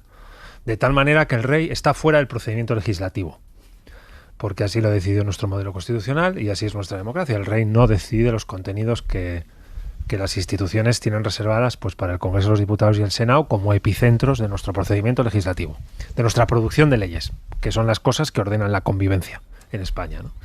Meterle dentro del debate político es un error grave, porque el rey no valora los contenidos de las leyes para para firmarlo, que es un procedimiento de aprobación para entrar en el Boletín Oficial del Estado y entrar a transformar la realidad, que está previsto, pero que no es determinante desde el punto de vista de los contenidos. Él no valora lo que pone. Por tanto, tratar de meterle dentro del debate y la refriega de si los indultos sí o los indultos no, sobre los contenidos de unas leyes o de otras, de unas decisiones del Gobierno, del Congreso y del Senado, es un error grave, porque hace que el rey sea utilizado para la defensa de una posición política que seguro que tiene argumentos más altos.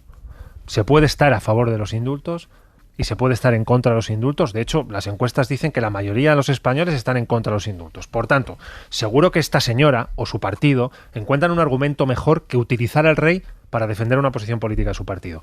Que, por cierto, está que se sale entre volver a aparecer en la Plaza Colón con el señor Abascal, volver a verse arrastrado por la extrema derecha y las fuerzas políticas neofascistas con banderas franquistas, preconstitucionales, otra vez envolviendo a Pablo Casado, que parece que no saben salir de esa trampa constante que la extrema derecha le pone al Partido Popular, y ahora estas declaraciones de la señora Díaz Ayuso, que no sé muy bien, gana elecciones y todo eso, pero de estudiar invierte menos tiempo, porque no sabe que la Constitución española dice que el rey no entra en el procedimiento legislativo. Tratar de meter al rey en la refriega de los contenidos legislativos a las decisiones del gobierno es un error de una extraordinaria relevancia. Por tanto, supongo que alguien en su partido, José Luis lo conoce más que yo, mandará lo suficiente como para decirle a la señora Díaz Ayuso que deje tranquilo al rey.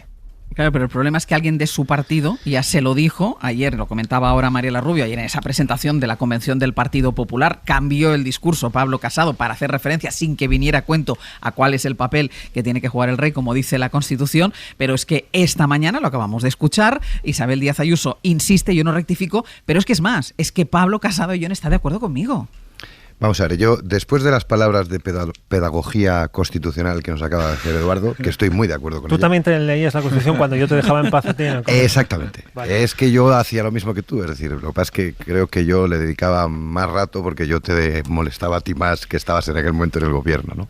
No, pero después de las palabras de pedagogía constitucional, me vais a permitir unas de pedagogía electoral para el Partido Popular y para todos, pero en este caso para el Partido Popular, que además es el partido en el que yo milito.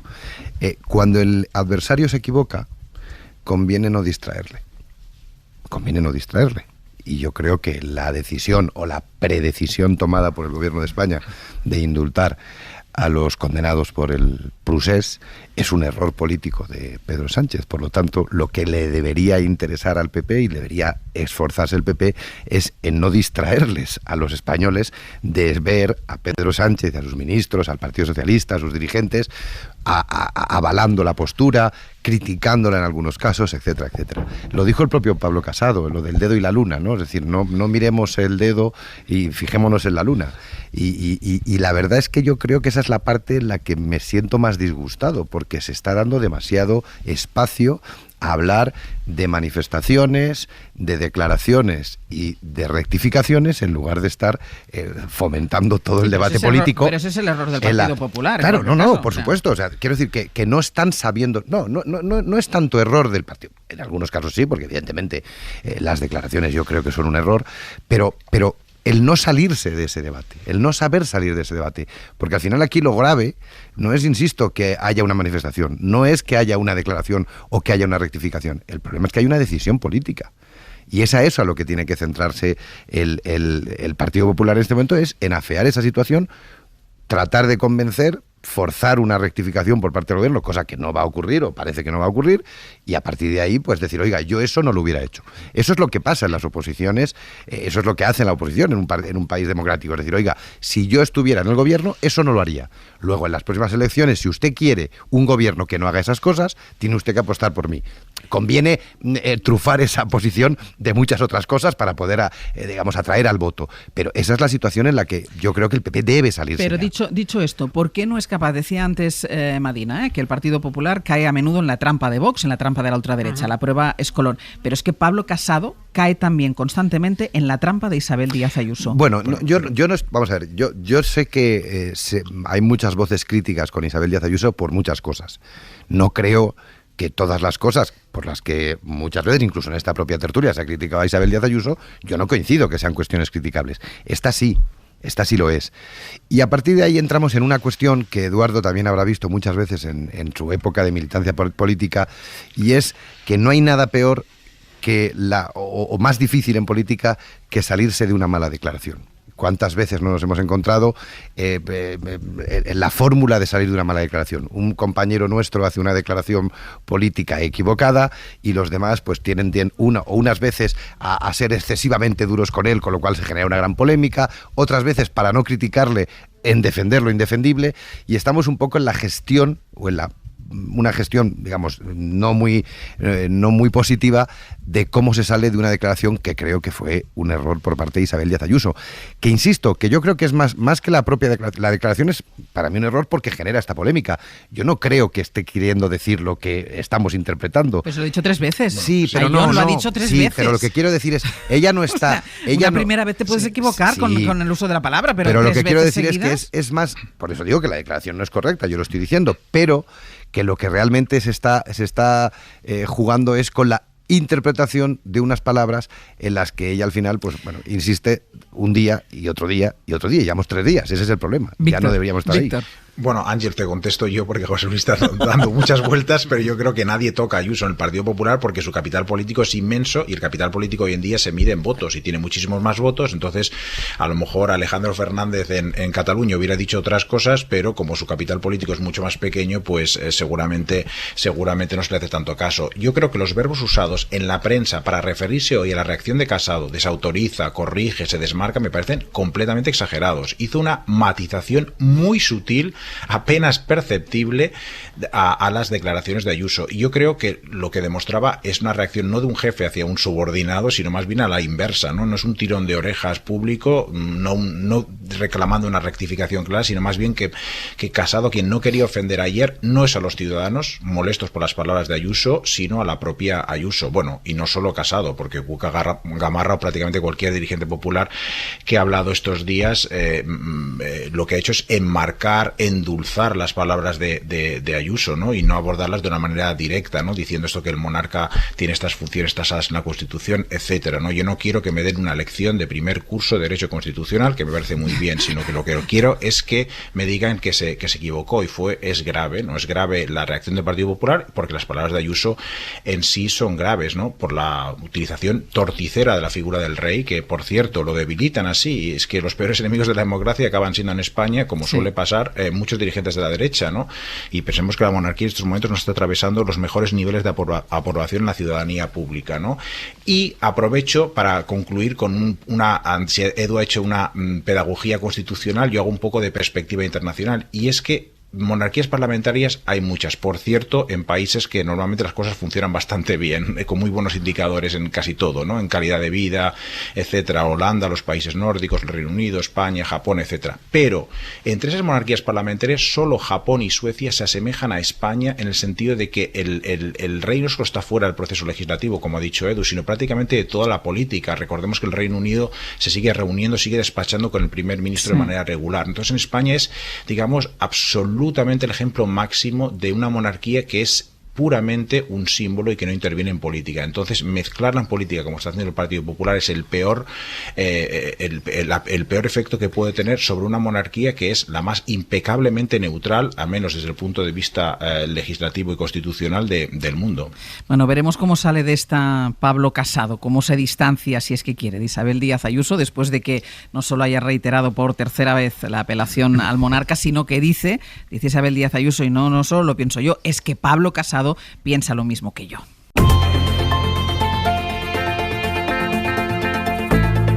El Abierto. Ser Podcast. Vamos con el último asunto que nos ocupa, que también todavía colea desde el domingo, igual que la manifestación de Colón. En este caso son las primarias del Partido Socialista en Andalucía, porque el PSOE, Ferraz, enfría la posibilidad de que una gestora esté al frente del Partido Socialista de Andalucía. Emma Carretero, buenos días. Hola, ¿qué tal? Buenos días. Ya contábamos ayer que después de la derrota de Susana Díaz en las primarias para la Junta, como candidata a la Junta, desde Ferraz había voces que pedían su dimisión, que lo dejara inmediatamente, que dejara la Secretaría General del partido. Y ahora ahora de alguna manera prefieren que se calmen las aguas.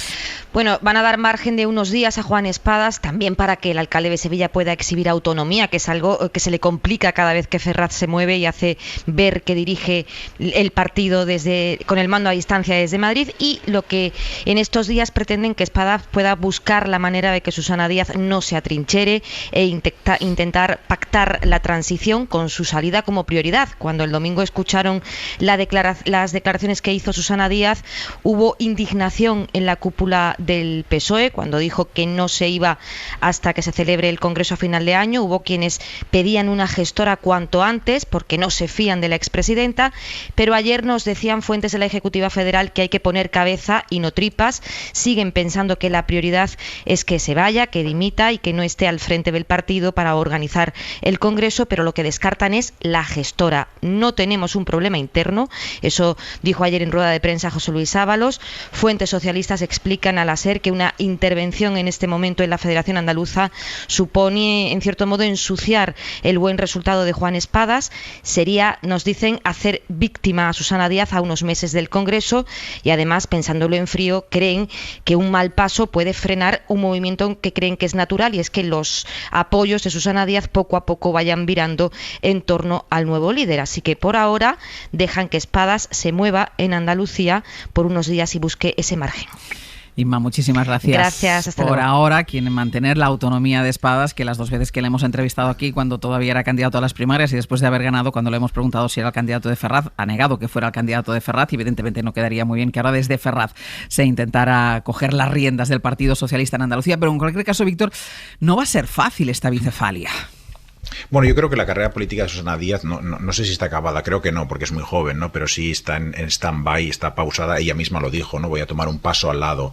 Y creo que no es tanto una cuestión jurídica ahora, ¿no? Que dicen los estatutos, etcétera, o de la gestora y tal, sino una cuestión, pues, de pura lógica electoral y política, ¿no? Sus derrotas electorales, tanto externas, digamos, con otros partidos políticos, como internas frente al PSOE de Sánchez y frente a Pedro Sánchez particularmente, tanto en Madrid como en toda España, como en su feudo en Andalucía, yo creo que, pues, de momento, pues, la incapacitan, la inhabilitan para tener ningún tipo de liderazgo, ¿no? Y yo creo que además, si es astuta, y creo que lo es, porque eso sí que no le falta astucia política, sabrá que él sí quiere tener posibilidades. Como además es muy joven, es mejor que ahora se mantenga en un segundo plano y espere, ¿no? Que las tormentas que están asediando al Partido Socialista con tantas cosas, pues bueno, pues ¿Tú crees en este tipo de resurrección? ¿Tú crees en este tipo de resurrección? Yo creo que sí, son muy jóvenes, pero es verdad, Ángel, que estás poniendo el dedo en la llaga, una cosa muy importante, y hablábamos antes de Biden, ¿no? Y los políticos en Estados Unidos que tienen 70 y pico años, que creo que la experiencia es un grado en política. En cambio, en España piensa que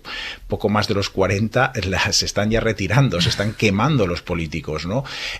No sé, desde Rejón, bueno, parece que está volviendo, pero de Pablo Iglesias, en fin, Albert Rivera, etcétera, José Luis Ayllón, Eduardo Madina. Eduardo Madina, efectivamente, sí, hay muchos, ¿no? Tony Roldán, hay muchos, y yo creo que parece que la frontera, que en Estados Unidos son los 80 o es vitalicia, aquí son los 40, 45, y yo creo que esto va a cambiar, ¿no? Porque cuando esta generación pues pase muchos años, unos años en la sombra, pues volverá, porque creo que la propia población, la propia ciudadanía española se dará cuenta de que seguramente necesitamos políticos experimentados que dan una cierta calma a la política, y que lo que en estos momentos de decibelios tan elevados creo que es importante. En todo caso, yo creo que esto ha demostrado de nuevo la victoria de Juan Espadas, que no sé si Pedro Sánchez es un gran estadista, esto lo veremos en el futuro, pero desde luego es un gran político, es muy intuitivo, y lo ha vuelto a demostrar, ¿no? Siendo capaz de aupar a un candidato, pues, local en una votación con más de 45.000 afiliados en un momento muy complicado para el Partido Socialista a nivel nacional, que se puede enfrentarse con otros Déjame valores, que me ¿no? queda un minuto para cada uno. John, calienta que sales. Sí, no, yo como dentro de pocos días cumplo 51, me quito de la lista esta de retornos, vale, que acaba de decir. Tú ya eres viejo. Sí. Y sobre las primarias en Andalucía, la verdad es que es un poco lo mismo que lo de antes, de que hablábamos del PP. Es decir, fíjate que de todas las declaraciones que hemos escuchado después de las primarias, nadie habla de Juanma Moreno en el Partido Socialista. Es decir, que al final el gran triunfador de las primarias socialistas es el presidente de la Junta de Andalucía. Fundamentalmente porque tengo la sensación de que el PSOE ha montado esto como una operación no para ganar a Juanma Moreno, sino para evitar que perdiera Pedro Sánchez. Y claro, cuando uno organiza unas primarias internas de un partido importante como el PSOE de Andalucía en esa clave, el resultado que tienes es el que tienes. Y es que, bueno, pues parece que todo funciona bien. Fijaros una cosa, todos los que se presentaron a las elecciones en las últimas elecciones, solo quedan 2 líderes de partidos en Andalucía, el presidente y el vicepresidente, Juanma Moreno y el señor Marín. Lo que pasa es que el señor Marín, aunque esté, parece que le queda poco partido. Yo creo que José Luis Ayón dice que el gran ganador de las primarias del Partido Socialista es Moreno Bonilla, porque Moreno Bonilla es amigo suyo. El gran ganador es Juan Espadas. No todo lo que yo... Un poco por eso. El ganador ha sido el señor alcalde de Sevilla, el señor Espadas. No, yo creo que ha sido un fin de semana muy interesante. No sé si tenemos... ¿Cuánto hay? Tienes 45 segundos. A ver cómo lo clavo en 45 segundos. Como si estuvieras en el Congreso. Entre noviembre de 2013 y julio de 2014 se produce un proceso de renovación en el socialismo andaluz y el socialismo español y la aparición de un partido que se llama Podemos. Este fin de semana se ha producido un cierre de ese ciclo, iniciado en el socialismo andaluz en noviembre de 2013 y iniciado entre mayo y junio de 2014 en el partido de Pablo Iglesias que se llamaba Podemos. Hemos visto un congreso de Podemos muy frío a nivel nacional, con el relevo y la elección de Yone Belarra como secretario general y el relevo de Susana Díaz por el señor Espadas, alcalde de Sevilla, en el socialismo andaluz, ¿no? Hay un ciclo político que se abrió ahí, entre noviembre de 2013 y julio de 2014, que ahora se ha cerrado.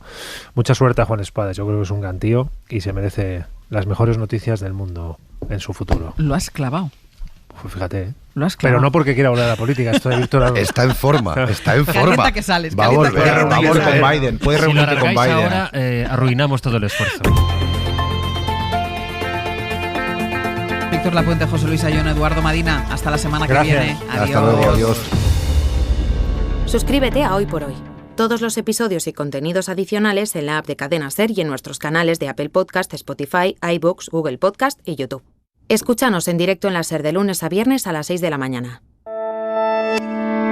Cadena SER. La radio.